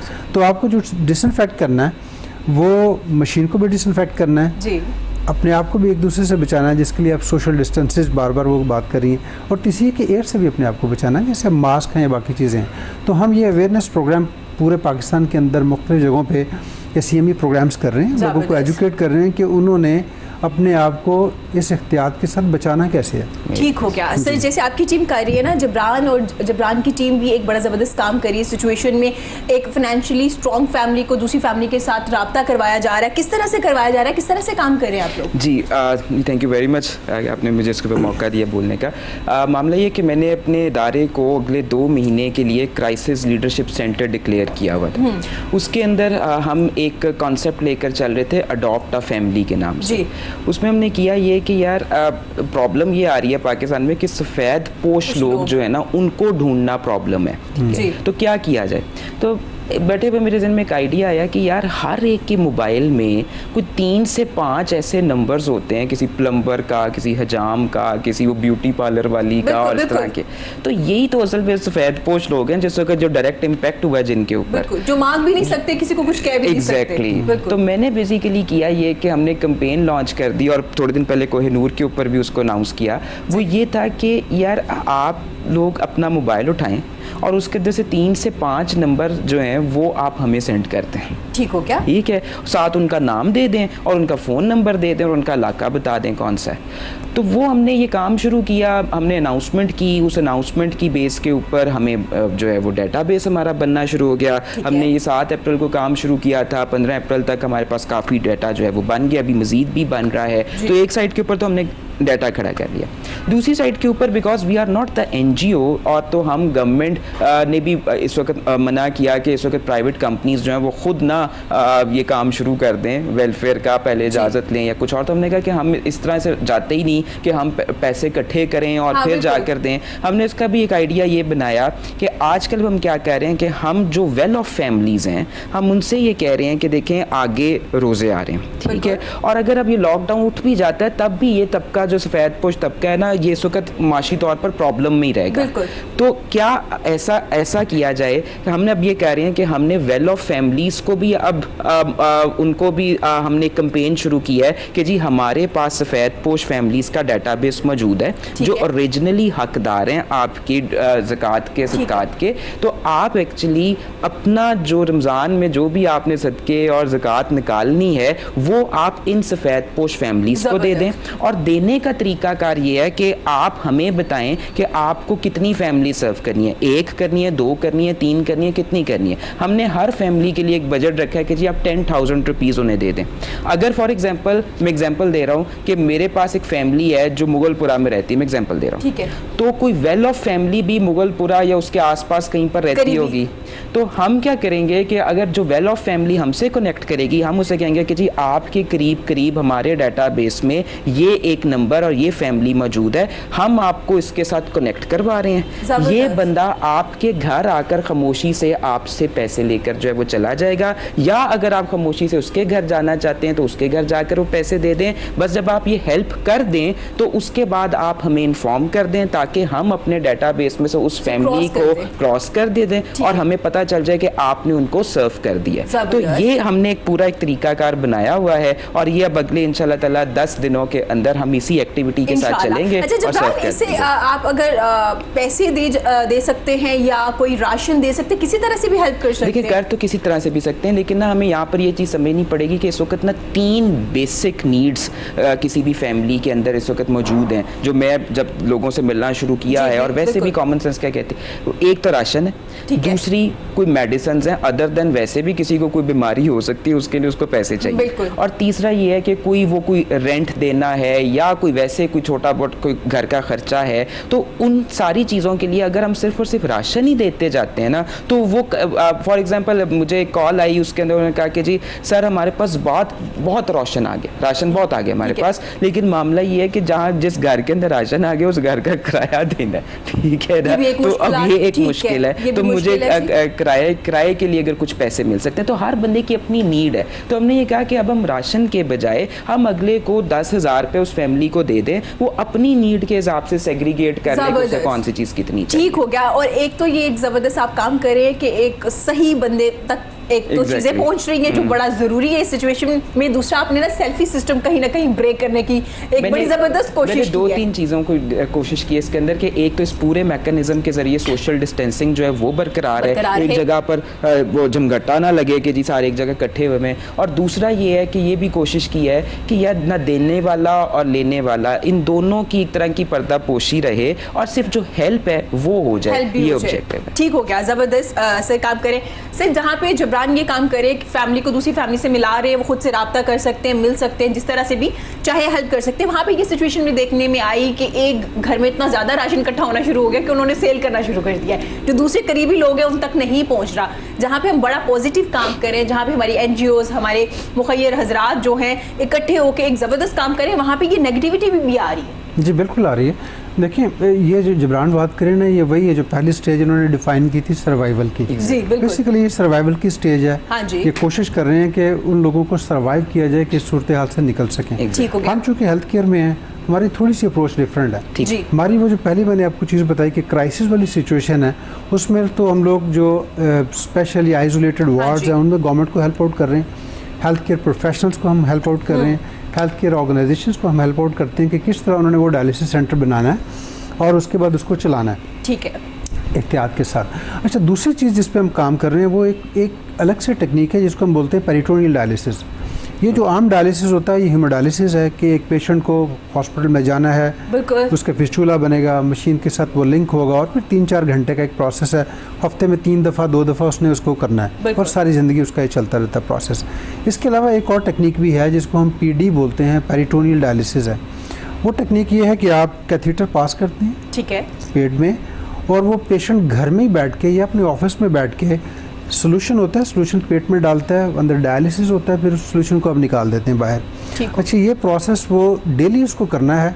इसमें किसी टेक्नीशियन का कोई जिक्र नहीं है, इसमें कोई नर्स नहीं है, आपको नर्सिंग केयर नहीं चाहिए, किसी और बंदे के साथ कोई इंट्रैक्शन नहीं है, ठीक हो। तो ये बंदा खुद से करता है, थोड़ा सा हम उसको एजुकेट करते हैं, सारी सप्लाईज उसके घर में आ जाती हैं, फिर वो अपने ऑफिस में बैठा हुआ है, अपने बेडरूम में बैठा हुआ है या लिविंग रूम में या कहीं और, वो बैठ के अपनी ट्रीटमेंट खुद से कर सकता है। मैं ये समझता हूँ कि आने वाले वक्त में जब हम कोविड से बाहर निकलेंगे जी, तो लोग इसकी तरफ ज़्यादा माइल होंगे और होना चाहिए, होना भी चाहिए, आसानी भी है ना उनके लिए कि अपने जाना है और करवाना है। देखिए, आसानी के अलावा इंफ्रास्ट्रक्चर की बात है ना, पाकिस्तान में गवर्नमेंट ने हर टीचिंग हॉस्पिटल में, हर आपके DHQ हॉस्पिटल में, हर आपके THQ हॉस्पिटल के लेवल तक आपके डायलिसिस सेंटर बन गए हैं। आपके पास ना तो निफ्रोलॉजिस्ट इतने ज़्यादा हैं, ना आपके पास डायलिसिस टेक्नीशियंस हैं, ना नर्सेज हैं। इंफ्रास्ट्रक्चर का बहुत बड़ा मसला है, तो हर बंदे को खुद से एजुकेट होना है और अपना ट्रीटमेंट खुद से करना है। गवर्नमेंट भी इस पर बहुत काम कर रही है। रिसेंटली हमने एक ट्रेनिंग भी की है, इसमें मुख्तलिफ हॉस्पिटल से लोगों को बुला के हम इस पर ट्रेन कर रहे हैं। तो मैं समझता हूँ कि कोविड के बाद की जो सूरत हाल है,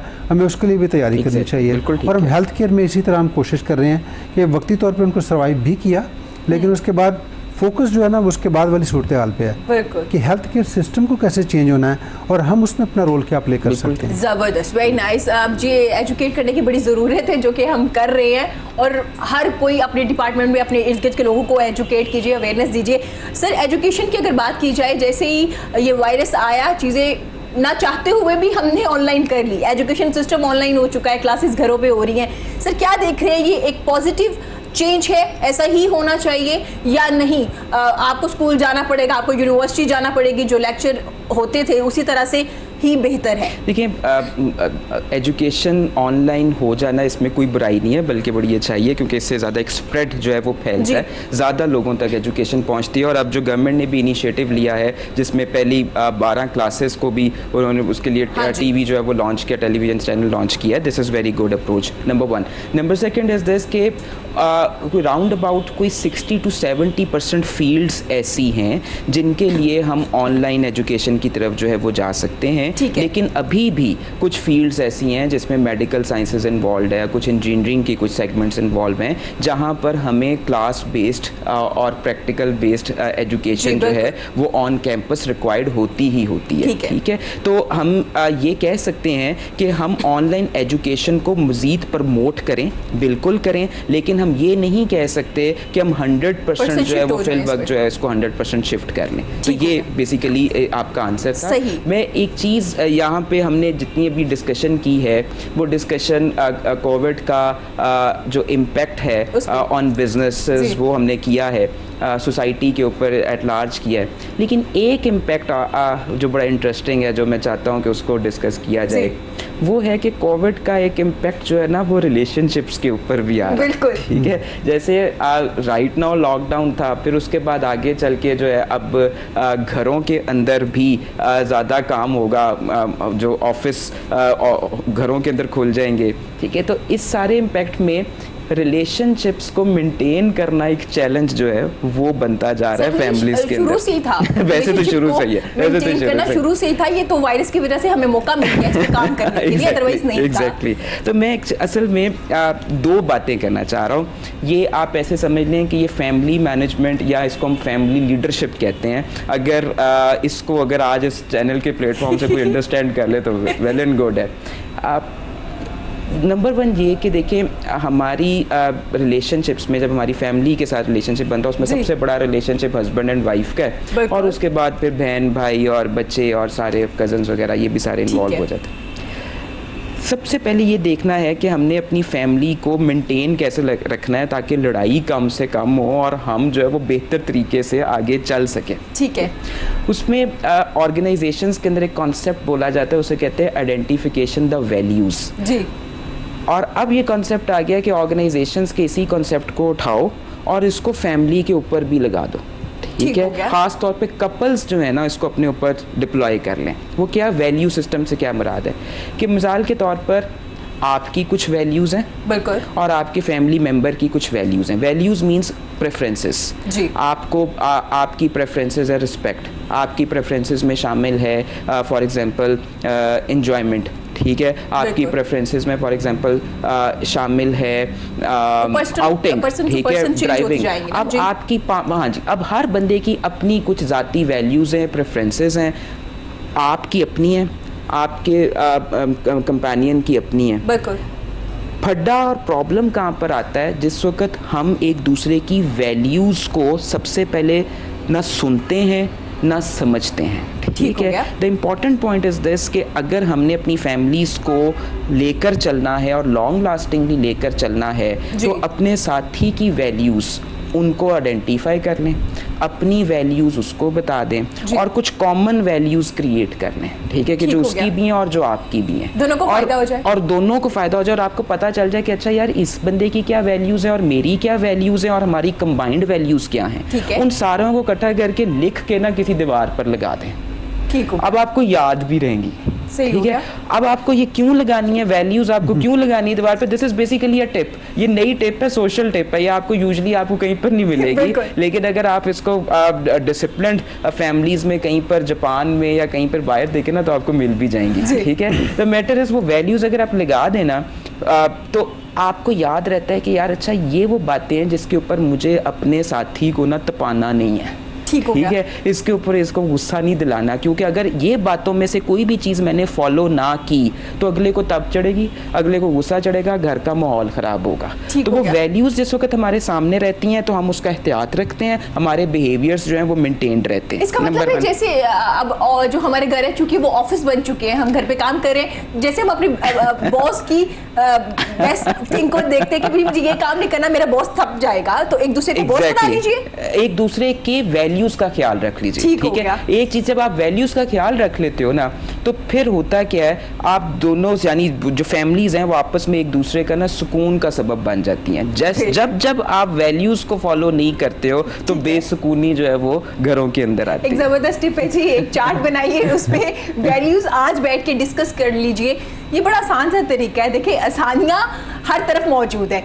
चार्ट बनाइए, पूछ लीजिए आपको क्या पसंद है। जैसे हम पहली बार किसी को मिलते हैं ना कि दोस्ती करने के लिए, आपको कलर कौन सा पसंद है, आप क्या खाते हैं, उसी तरह कीजिए। जबरान साहब ने एक ऐड किया है बिजनेस की पॉइंट ऑफ व्यू से भी और हर लिहाज से। अगर आप सुकून चाहते हैं और फायदा चाहते हैं, प्रॉफिट चाहते हैं अपने घर पे बैठे हुए, एक बात और ऐड कर दो इसमें। कहते हैं कई लोग ऐसे हैं जिन्होंने जब मेरा ये सुना ना तो उन्होंने कहा कि यार ये हो नहीं सकता, ये हो ही नहीं सकता, ये नामुमकिनात में से है, और अगर मैं चाहूं भी तो अगला जो मेरा फैमिली मेंबर है ना वो ये नहीं कर सकता। अच्छा, इसके अंदर भी एक और कॉन्सेप्ट है, मैं जाते जाते वो भी बता दूं, फिर मैं सर की राय लूंगी। रिलेशनशिप पे बहुत जरूरी है सर। देखिए रिलेशनशिप्स को एक्चुअली एक नॉर्मल ह्यूमन बीइंग कभी भी तबाह नहीं करना चाहता।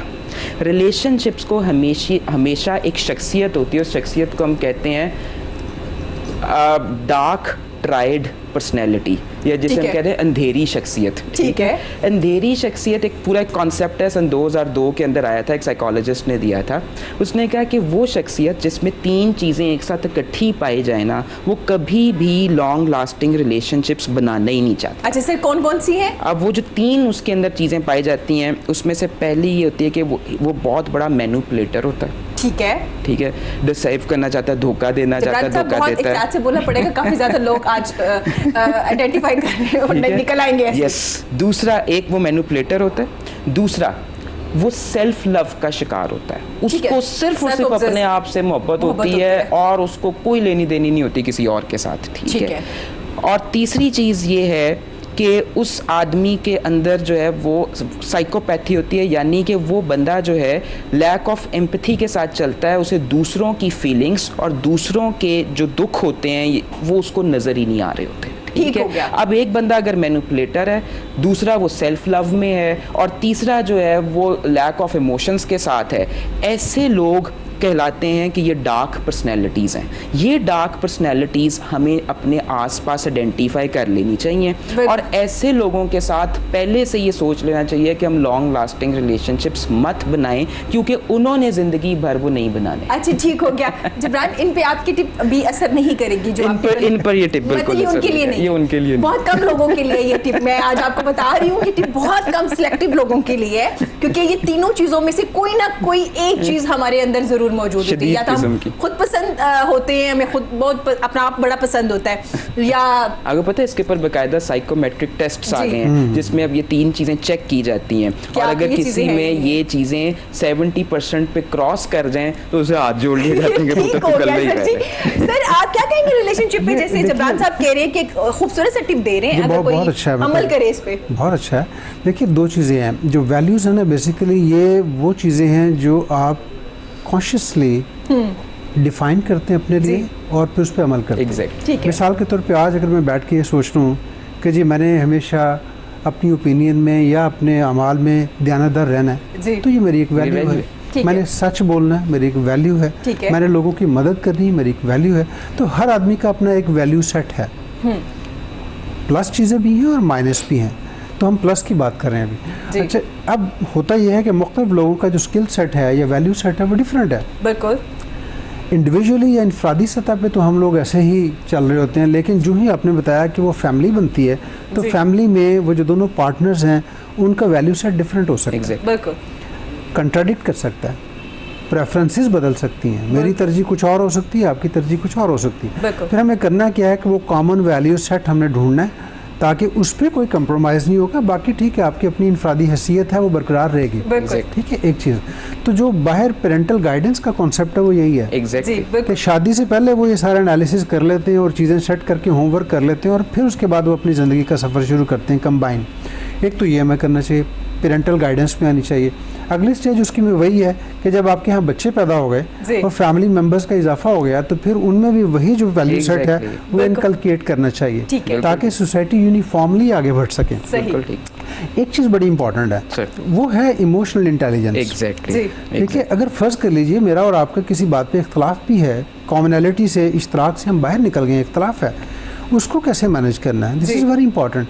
ये नहीं हो सकता कि सिर्फ उसी वैल्यू सेट के ऊपर आप ज़िंदगी गुजारेंगे, बिल्कुल ठीक है, उसके डेविएशन तो हैं, उन डेविएशन को कैसे मैनेज करना है, दिस इज़ वेरी इंपॉर्टेंट। अच्छा, उसके लिए इमोशनल कॉन्सेप्ट, इमोशनल इंटेलिजेंस का जो कॉन्सेप्ट है वो बड़ा इंपॉर्टेंट है। वो क्या है कि आपने ये देखना है कि जो भी मेरा जज्बा है उसका मुहर्रक क्या है, पहले उस जज्बे को समझना है, उसके मुहर्रक को समझना है, उसको आइडेंटिफाई करके लेबल कर लेना हमने। उसके बाद फिर देखना है कि किस बेहतर तरीके से मैं अपने उस जज्बे को या आपके उस जज्बे को एक कॉमन पर्पस के लिए इस्तेमाल कर सकता हूँ। This is called emotional quotient. किसी का कम है, किसी का ज़्यादा है, लेकिन इमोशनल इंटेलिजेंस बड़ी इंपॉर्टेंट है। इंटेलिजेंस ये है कि मैंने अपने जज्बात को समझ लिया, मुझे पता है इस वक्त मैं खुशी की हालत में हूँ, मुझे कोई प्रॉमिस नहीं करना है, मुझे समझ आ गई इस वक्त मैं गुस्से में हूँ, मुझे कोई डिसीजन नहीं लेना, ठीक है ना, ये तो मुझे समझ आ गई। लेकिन अगर मुझे पता ही नहीं कि मैं गुस्से में हूँ या मैं खुशी की हालत में हूँ तो फिर मेरे वो सारे जो अमाल हैं इसके बाद के वो सारे डिस्टर्ब हो जाएंगे।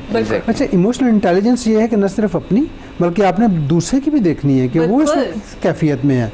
गुफ्तगू का सिलसिला जारी है, या वक्त हुआ छोटे से ब्रेक का, हमारे साथ रहिएगा।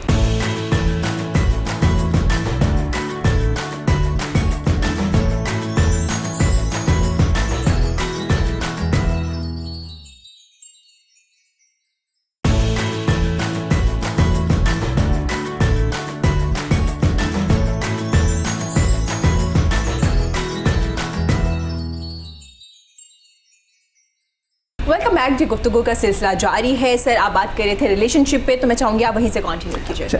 हम डिस्कस ये कर रहे थे कि रिलेशनशिप्स को मेंटेन करने के लिए सबसे पहली बात तो डेवलप करना है, फिर उसके बाद उनको मेंटेन करना है। उसको करने के लिए आपको इमोशनल इंटेलिजेंस वो स्किल आप में होनी चाहिए। हाँ जी। तो मैंने जिक्र ये किया कि एक तो ये है कि आपको अपने जज्बात को समझना है, फिर उनके मुहर्रकात को समझ के फिर उनको एक पॉजिटिव वे में इस्तेमाल करना लाइफ के अंदर। लेकिन ये तो इनफरादी हैसियत में बात होगी ना। अब सोसाइटी जो है वो मुख्तलिफ लोगों का मजमू है, ठीक है, हमें एक दूसरे से इंटरेक्ट भी करना पड़ता है। इंटरेक्शन करने के लिए न सिर्फ मुझे अपने जज्बात को समझना है बल्कि जो जिसके साथ मैं इंटरेक्ट कर रहा हूँ उसके जज्बात को भी समझना है, ठीक है, और फिर उसमें से उसके जज्बात को समझते हुए ऐसा तरीक़ाकार या लाया अमल इख्तियार करना है कि जिससे हमारी जो सूरत हाल है वो विन विन हो जाए, कॉन्फ्लिक्ट की सूरत हाल पैदा ना हो। लेकिन इन केस दो शख्सियात ऐसी हैं कि जिसमें कॉन्फ्लिक्ट की सूरत हाल पैदा हो गई, ठीक है, चूँकि उनका वैल्यू सेट डिफरेंट है, तो फिर आप में एक स्किल और भी होनी चाहिए जो कि कॉन्फ्लिक्ट मैनेजमेंट है। जी, ज़रूरी नहीं कि आप सिर्फ कॉन्फ्लिक्ट को अवॉइड करें और उस अवर्जन में आप कामयाब भी हो सकें, लेकिन कॉन्फ्लिक्ट अराइज भी तो हो सकता है। फिर उसको कॉन्फ्लिक्ट को मैनेज करने के लिए भी आप में वो स्किल होनी चाहिए।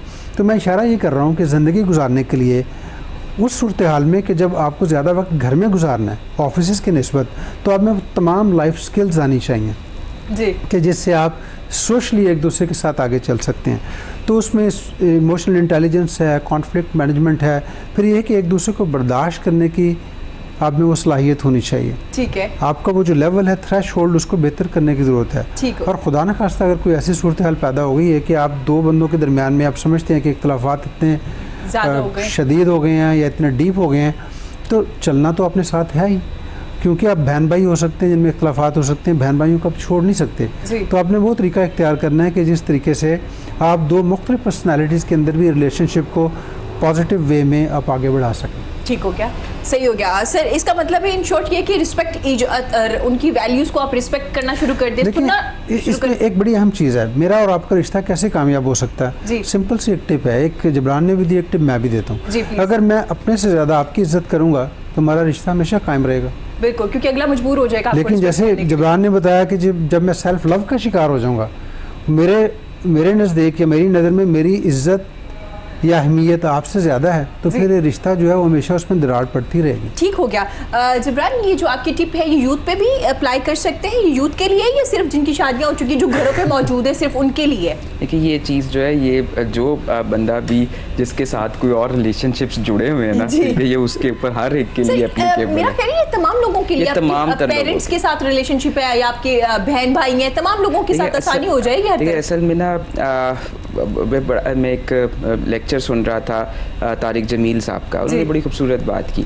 उन्होंने कहा कि ज़िंदगी में हर रिलेशनशिप जो है वो इम्पॉर्टेंट है, ठीक है। वो बहन भाई का हो, वो दोस्तों का हो, वो वालिदैन के साथ रिलेशनशिप हो, सारे इम्पॉर्टेंट है। लेकिन कहते हैं जो सबसे ज़्यादा जिक्र कुरान में भी जिसका आया वो मियाँ बीवी के रिलेशनशिप का था। तो वो रिलेशनशिप एक तरफ इम्पॉर्टेंट भी बहुत है, and on the other hand ये वो रिलेशनशिप है जो टूट भी सकता है। तो इस कॉन्टेक्स्ट के अंदर इसको मैनेज करने की जो डिस्कशन है ना वो सबसे ज़्यादा होनी चाहिए, और बाकी सारे रिलेशनशिप्स के ऊपर भी ये मेरी टिप जो है ये अप्लाई होती है। बिल्कुल, मेरा ख्याल अगर ये मैनेज हो जाएगा तो दूसरे रिलेशनशिप ऑटोमेटिकली मैनेज हो जाएंगे। लेकिन एक बात जो आप ऐड कर दो, सर ने जवेद साहब ने ना कुछ चीज़ें पॉइंट्स दिए, ये वो सॉफ्ट स्किल्स हैं, इमोशनल इंटेलिजेंस या कन्फ्लिक्ट मैनेजमेंट, ये वो हैं जो रिलेशनशिप्स को हेल्दी रखने के लिए बहुत शदीद ज़रूरी हैं। इसके ऊपर मैं खुद भी 10 जगहों पर ट्रेनिंग्स करवाता हूँ। लेकिन over the period of time जो चीज़ मैं समझ सका हूँ ना, वो मैं ये समझ सका हूँ कि यार असल में हुआ क्या, ये जो मैंने आपके सामने डार्क ट्राइड पर्सनैलिटी रखी है ना, ये जो 3 चीज़ें हैं, ये मैंने स्टडी कब की, मैंने समझी कब, यार कि जब हम इतनी ट्रेनिंग्स भी कराते हैं और अपने घर के अंदर भी 10 जगहों पे ये बात लोगों को समझाते हैं, ये फिर भी फॉलो नहीं होती, इसके बैक एंड पे क्या रीज़न है, रूट कॉज क्या है? तो वो रूट कॉज मुझे ये समझ में आई कि वो जो अंधेरी शख्सियत है, वो जो डार्क पर्सनैलिटी है, जो मैनिपुलेटर है, जो सेल्फ लव के अंदर है, और जिसने एक्चुअली जो है ये सोच लिया हुआ है कि उसने किसी दूसरे के इमोशन का कभी ख्याल ही नहीं रखना, तो वो फिर सर कभी इमोशनली इंटेलिजेंट भी नहीं हो सकता, बेशक जितनी भी ट्रेनिंग दे। यस, वो कभी कन्फ्लिक्ट को भी मैनेज नहीं कर सकता, वो अपने खप्त के अंदर ही रहता है। तो इम्पॉर्टेंट इतना से बात ये है कि अगर पेरेंट्स को बचपन में अपने बच्चे के अंदर इस तरह की 3 चीज़ें नज़र आ रही हो ना, तो पेरेंट्स अपने बच्चों की ट्रेनिंग इस तरह से करनी शुरू करें कि वो उनकी पर्सनैलिटी में ये 3 खप्त जो है ना वो डेवलप ना होने। ठीक हो गया। क्योंकि हम कोरोना वायरस को भी साथ साथ लेके चल रहे हैं, उसके साइड इफेक्ट पोस्ट जो इफेक्ट होने वाले हैं। सर कल ही मैंने एक इंटरव्यू किया जिसमें एक खातून थी, कानूनदान थी, उन्होंने कहा कि जी रिलेशनशिप स्ट्रॉन्ग होने वाले हैं क्योंकि लोग घरों पे मौजूद है, लोगों को मौका मिल गया एक दूसरे की प्रॉब्लम सुनने का, समझने का। पहले वक्त नहीं होता था, अगर लड़ाई हुई तो आप घर से बाहर चले जाते थे, रात को आते थे, सिचुएशन वैसी ही रहती थी। तो रिलेशनशिप अब स्ट्रॉन्ग होंगे, आपको लगता है ये स्ट्रॉन्ग होंगे इस सिचुएशन में? देखिए स्ट्रॉन्ग हो, ये एक मेरे नज़दीक एक बड़ी उन्होंने मोटी बात कर दी है, लेकिन स्ट्रॉन्ग कैसे होने हैं उसका हाउ पार्ट जो है ना वो ये है कि पहले समझ लें, फिर एक दूसरे की वैल्यूज़ को समझ लें और फिर उसकी रिस्पेक्ट करें, फिर स्ट्रॉन्ग होंगे। अदरवाइज जो है वो ज़माने के अजाब भी घर पे आ सकते हैं कि इसको बंदा क्या कहे। अच्छा ठीक है, इसमें मेरा ख्याल है कि इसको इस जाविये से भी देखना चाहिए कि जो इकोनॉमी के हालात हैं आने वाले वक्त में वो यकीनन थोड़े मुश्किल है, उसकी वजह से होंगे। तो मुझे लगता है कि आने वाले वक्त में लोगों की डिपेंडेंस बढ़ेगी। वो तो बढ़ेगी। अच्छा, जब डिपेंडेंस बढ़ेगी, आप देखें कि लोग बड़े बड़े अपार्टमेंट से, बड़े घरों से छोटे घरों में शिफ्ट होने का सोच रहे हैं। बिल्कुल। अपने अपार्टमेंट से वो अपने आबाई घर में वापस जाने का सोच रहे हैं। वजह क्या है कि अम्मी अब्बू की अहमियत का अंदाज़ा हो गया, फिर रिसोर्सेज आप अपने कंबाइन कर रहे हैं, एक्यूमुलेट कर रहे हैं। तो जब एक ही घर में रहेंगे, आप इंडिपेंडेंट घरों में रहते हैं तो आपका रवैया मुख्तलिफ होता है, लेकिन जब एक घर में आप चले जाते हैं तो फिर ज़ाहिर है कि आप उस वक्त तक नहीं आगे चल सकते जब तक आप एक दूसरे के जज्बात का ख्याल नहीं करते। और ये ज़रूरत तभी पेश आती है सर जब मेरी और आपकी डिपेंडेंस है, जब मुझे आपसे कोई सरोकार ही नहीं है तो फिर मेरे लिए आप कौन और मैं कौन। इसमें से एक छोटी सी बात ऐड कर दूँ, आपकी बात से बात बिल्कुल ठीक है, लेकिन यहाँ पर हमें एक चीज़ का ख्याल रखना है, जहाँ पर हम वैल्यूज़ का ख्याल रख रहे हैं वहाँ पर एक चीज़ और का भी हमें ख्याल रखना है कि हम कहीं पर अपने साथ वाले अपनी फैमिली मेम्बर के ऊपर ये पैरासाइट तो नहीं बनते जा रहे कि अब सिर्फ हम उससे लेना ही चाह रहे हों और इन रिटर्न हम उसको कुछ दे ही ना पा रहे हों। हो सकता है कि एक शख्स पूरी बाकी फैमिली की फाइनेंशियल टेक केयर कर रहा हो, but on the other hand फिर हमें चाहिए है, दूसरे आदमी को चाहिए कि वो नॉन फाइनेंशियली उसको कुछ रिटर्न कर रहा हो। अगर गिव एंड टेक की सिचुएशन रिलेशनशिप्स में नहीं होती, विन विन सिचुएशन रिलेशनशिप्स में नहीं होती, तो वो भी ज़्यादा अरसे तक नहीं चलता। सर देखिए बात वही है कि आपके डिपेंडेंस है वो एक पोल है, टोटली इंडिपेंडेंस है वो दूसरा पोल है, लेकिन इंटरडिपेंडेंस बड़ी इंपॉर्टेंट है। ठीक हो गया, तो अब गिव एंड टेक है, एग्जैक्टली, ठीक है ना, तो तभी ये सिलसिला आगे चलेगा। ठीक हो गया सर। क्योंकि कोरोना की बात चल रही है तो यहाँ पे हम क्योंकि हम मुसलमान हैं तो हमारा फेथ कितना हेल्प करेगा इस सिचुएशन को ओवरकम करने के लिए या इस खौफ को ओवरकम करने के लिए?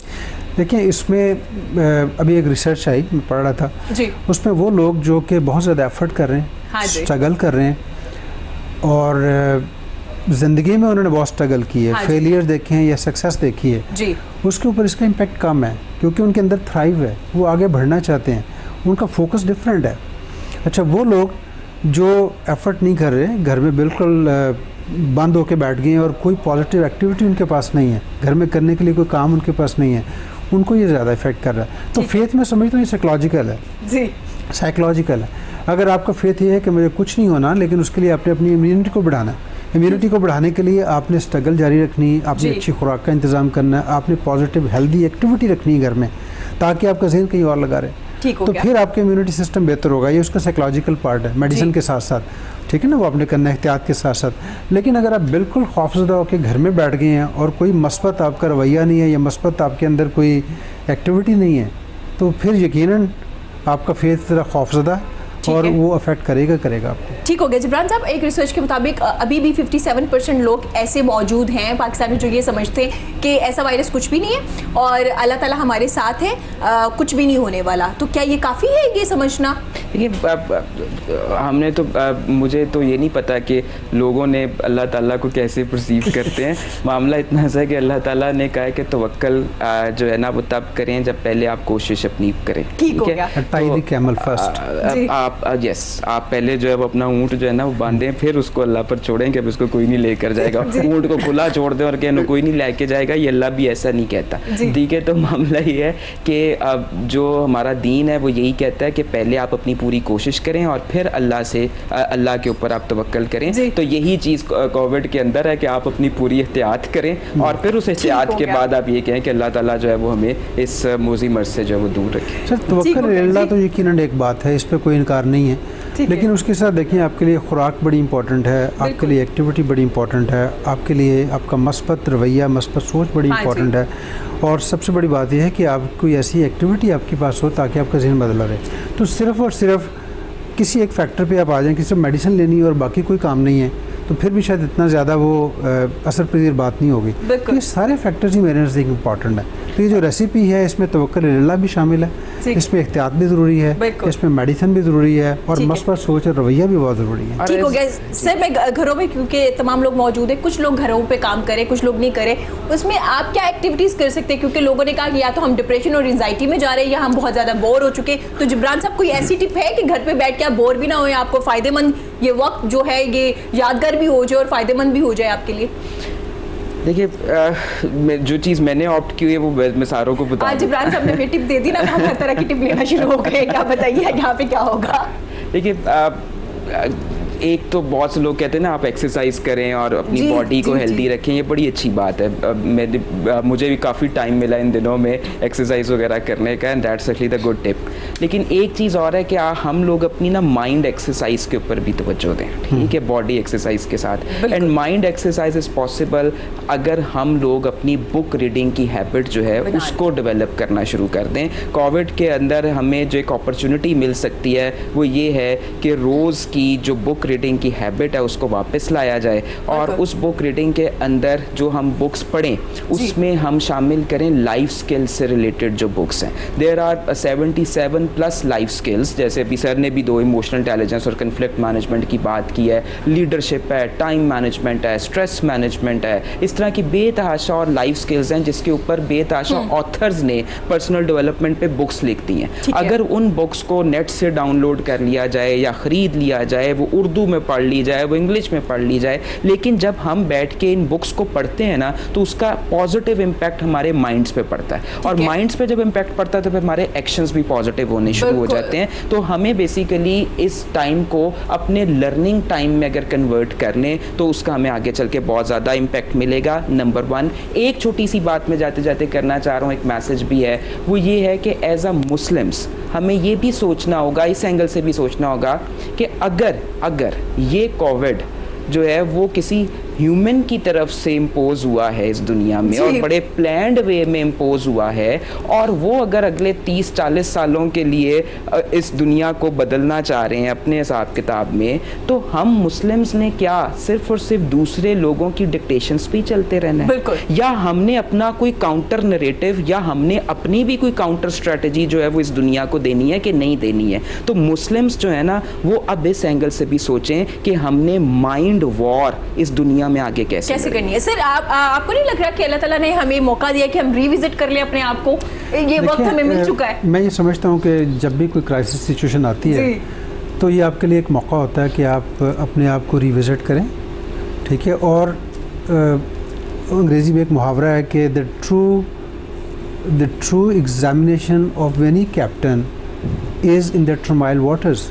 जब आप पे मुश्किल आती है, कश्ती आपकी भंवर में फंसती है, तो तभी आपकी स्किल का अंदाज़ा होता है और वहीं से आप लर्न करते हैं, क्योंकि आप अपने जोन ऑफ कंफर्ट से बाहर आ गए हैं। मैं समझता हूँ कि जब बाहर बारिश हो रही है, बाहर आप नहीं निकल सकते और सारा निज़ाम मुअत्तल हो गया है, तो फिर आप घर में बैठ के आप क्या करते हैं? आप घर में बैठ के हाउस क्लीनिंग करते हैं, या हाउस ऑर्गेनाइजेशन करते हैं, ठीक है। यानी कि इस वक्त है कि आपने अपने आप को देखना है, अपने आप को रिविजिट करना है और देखना है कि आपने कहाँ कहाँ इन्वेस्ट करना है, कहाँ कहाँ आपने अपने आप को ठीक करना है। इसी तरह घर के जब मैं बात कर रहा हूँ तो वो फैमिली है। फैमिली में आपने देखना है आपका रिलेशनशिप कहाँ डिस्टॉर्ट हो गया, कहाँ कंटॉर्ट है, कहाँ वो रिपेयर करने की ज़रूरत है।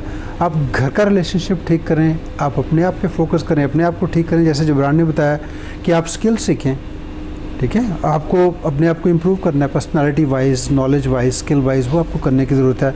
और फिर उसके साथ साथ आप अपने गुनाहों से तौबा इस्तग़फ़ार करें, देखें कहाँ गलती हुई है। और फ्यूचर की प्लानिंग तो ज़रूरी है, वो तो मस्ट है कि सिर्फ तौबा इस्तग़फ़ार ही कर ली और उसके बाद अपने अमाल दुरुस्त नहीं किए, अपने आप को इम्प्रूव नहीं किया, तो कल को फिर आप उसी सूरत हाल में चले जाएंगे। बिल्कुल ऐसा ही है। जबरान, चूँकि आप एक ज़बरदस्त काम कर रहे हैं, तो मैं पूछना चाह रही थी कि कितने लोग इस टाइम रजिस्टर्ड हो चुके हैं आपके पास, कितनी फैमिलीज ऐसी हैं जिनका डाटा आपके पास आ चुका है?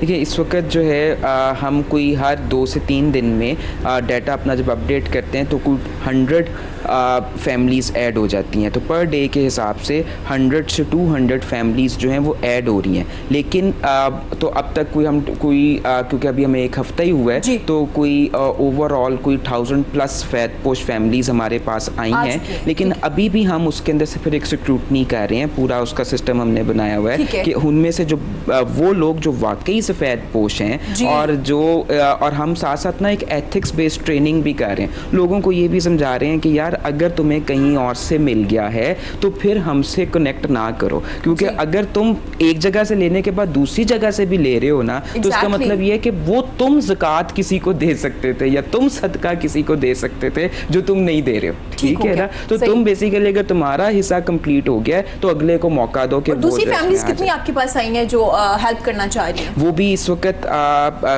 वो फैमिलीज भी हैं, वो कुछ बिजनेस ऑनर्स भी हैं, और माशाल्लाह कुछ लोग इस तरह के हैं जो बाहर मुल्कों से ये कह रहे हैं कि यार हम आपको भिजवा देते हैं, आप आगे दे दें। लेकिन हम उनसे ये कह रहे हैं कि यार हम इस चीज़ में पढ़ ही नहीं रहे हैं, आपको अगर हम उन फैमिली के साथ कनेक्ट करते हैं तो आप फिर उनके बैंक में ट्रांसफ़र कर दें। तो इस वक्त हम ना इस वक्त बैक एंड के ऊपर इस वक्त भी जिस वक्त मैं बात कर रहा हूँ तो मेरी पीछे टीम जो है वो यही सारे काम कर रहे हैं। हमारी टीम में इस वक्त जी 8 से 10 लोग हैं जो इस पूरे मैकेनिज्म को देख रहे हैं। वो तो जो मेरे ऑफिस के अपने स्टाफ है, लेकिन उसके साथ साथ जो है वॉलंटियर्स भी इस वक्त काफ़ी इन्वॉल्व हैं। ज़बरदस्त। तो किस तरह से इन्वेस्टिगेट करें कि आया ये जो डाटा आ गया वो ठीक है या किसी और से भी ले रहे हैं, आपसे भी ले रहे हैं? हाँ जी, वो वी हैव हम बाकायदा कॉल करते हैं, कॉल करके अच्छा। बाकायदा जो है उसका इंटरव्यू करते हैं, इंटरव्यू करके पूरा एक अंदाज़ा करते हैं कि यार ये बंदा इस वक्त कितना सच बोल रहा है, कितना झूठ बोल रहा है, इसका ऑक्यूपेशन क्या है। जिसने उसका नंबर दिया होता है हम उसके साथ भी वेरीफाई करते हैं, जिसने उसका नंबर दिया होता है। तो वो 2-3 जगहों से इंफॉर्मेशन को कलेक्ट करके फिर हम अंदाज़ा होता है कि यार ये बंदा जो है हम इसके साथ जो है वो जा सकते हैं। ज़बरदस्त, वेरी नाइस। सर मैं आपसे भी ये पूछना चाहूँगी, तो आपको नहीं लग रहा है जैसे एक तो एक बेहतरीन तरीका जैसे जबरान ने एक प्लान किया हुआ है कि इस तरह से हो सकता है, दूसरा अगर आप हेल्प करना चाह रहे हैं आप अपने घर से इर्द गिर्द से भी स्टार्ट कर सकते हैं, बजाय इसके कि आप यहाँ बैठ के साहिवाल डोनेशन भेजें, तो मेरे ख्याल में मोहल्ले में या सोसाइटी में इर्द गिर्द के लोगों में बेशुमार लोग मिल जाते हैं। जो पहले बात हो रही थी ना सफ़ेद पोश तबके की, हाँ जी। सफ़ेद पोश तबका वो है कि जो बेचारा ना तो लिस्ट पे अपना नाम लिखवा सकता Exactly. है ठीक ना है। किसी के आगे हाथ फैला हाँ, सकता तो है। उसके लिए एक आसानी ये भी है। उसके लिए बड़ी आसानी ये है कि आप अपने इर्द गिर्द देखें, अपने मोहल्ले में देखें। आल्दो कि आजकल का जो सिस्टम है आपको साथ वाले हमसाये का नहीं पता, हाँ जी। लेकिन फिर भी आपको गौर करना है कि आप अपने इर्द गिर्द में देखें कौन से ऐसे मुस्तहिक लोग हैं, हाँ जी। आपके अपने ख़ानदान में कौन से ऐसे मुस्तहिक लोग हैं। आप अव्वल खेश बाद दरवेश, आप वहाँ से शुरू कर सकते हैं कि सबसे पहले उन लोगों की मदद करें। और एक चीज़ और मैं कहूँगा कि ज़रूरी नहीं कि आप पैसे से मदद करें। बिल्कुल, मैं समझता हूँ कि आपको दामे दरमे कलमे सुखने किसी भी कैपेसिटी के अंदर आप किसी को हेल्प आउट कर सकते हैं, तो आपको हेल्प आउट करना चाहिए। अल्लाह ताला ने अगर आपको वसाइल दिए हैं, वो किसी भी सूरत में हो सकते हैं, वो पैसे की शक्ल में हो सकते हैं, माली मुआवनत कर दें। अगर आपको कुछ स्किल आती है आप किसी को स्किल सिखा दें। तो ये जो क्राइसिस सिचुएशन है, हमें एज ए नेशन एक दूसरे के काम आना है। अल्लाह ताला ने हमें बहुत बड़ा मौका दिया है कि हम एक दूसरे के काम आए, नेकियों और सवाब कमाएं। सर मैंने इस सिचुएशन में ऐसे लोग जबरान भी देखे हैं जिनके घर में अगर मैंने खुद देखा है कि अगर चाय की पत्ती के 2 डिब्बे थे ना, तो एक डोनेट करते देखा अपने साथ वाले बंदे को। ऐसी सिचुएशन में ऐसे लोग भी देखे जिनके घर में डबल डबल राशन इकट्ठा हो गए, तो उन्होंने भी सेल करना शुरू कर दिया। सर क्या मैसेज देना चाहेंगे प्रोग्राम के एंड पे आप? देखिए, मैसेज मेरा यही है कि इस सूरत हाल में आप सोचें कि आपने सर्वाइवल कैसे करनी है, इसके बाद आप जी। देखें कि आपने आगे कैसे जाना है, लेकिन उसके लिए कुर्बानी और इसार का जज्बा आपके अंदर होना चाहिए। आप कोशिश करें, जैसे अब्दुल तारीदी ने कहा कि उसकी वालदा बचपन में उसको 2 सिक्के देती थी, एक सिक्का जो है अपने लिए और दूसरा सिक्का जो है वो किसी और के लिए। बिल्कुल। इस वक्त आप अपने आप में, इर्द गिर्द के लोगों में और ख़ासकर अपनी औलाद में, बहन भाइयों में ये जज्बा जो है उसको आगे लेके आएँ, दूसरों की मदद का जज्बा, इसार और कुर्बानी का जज्बा।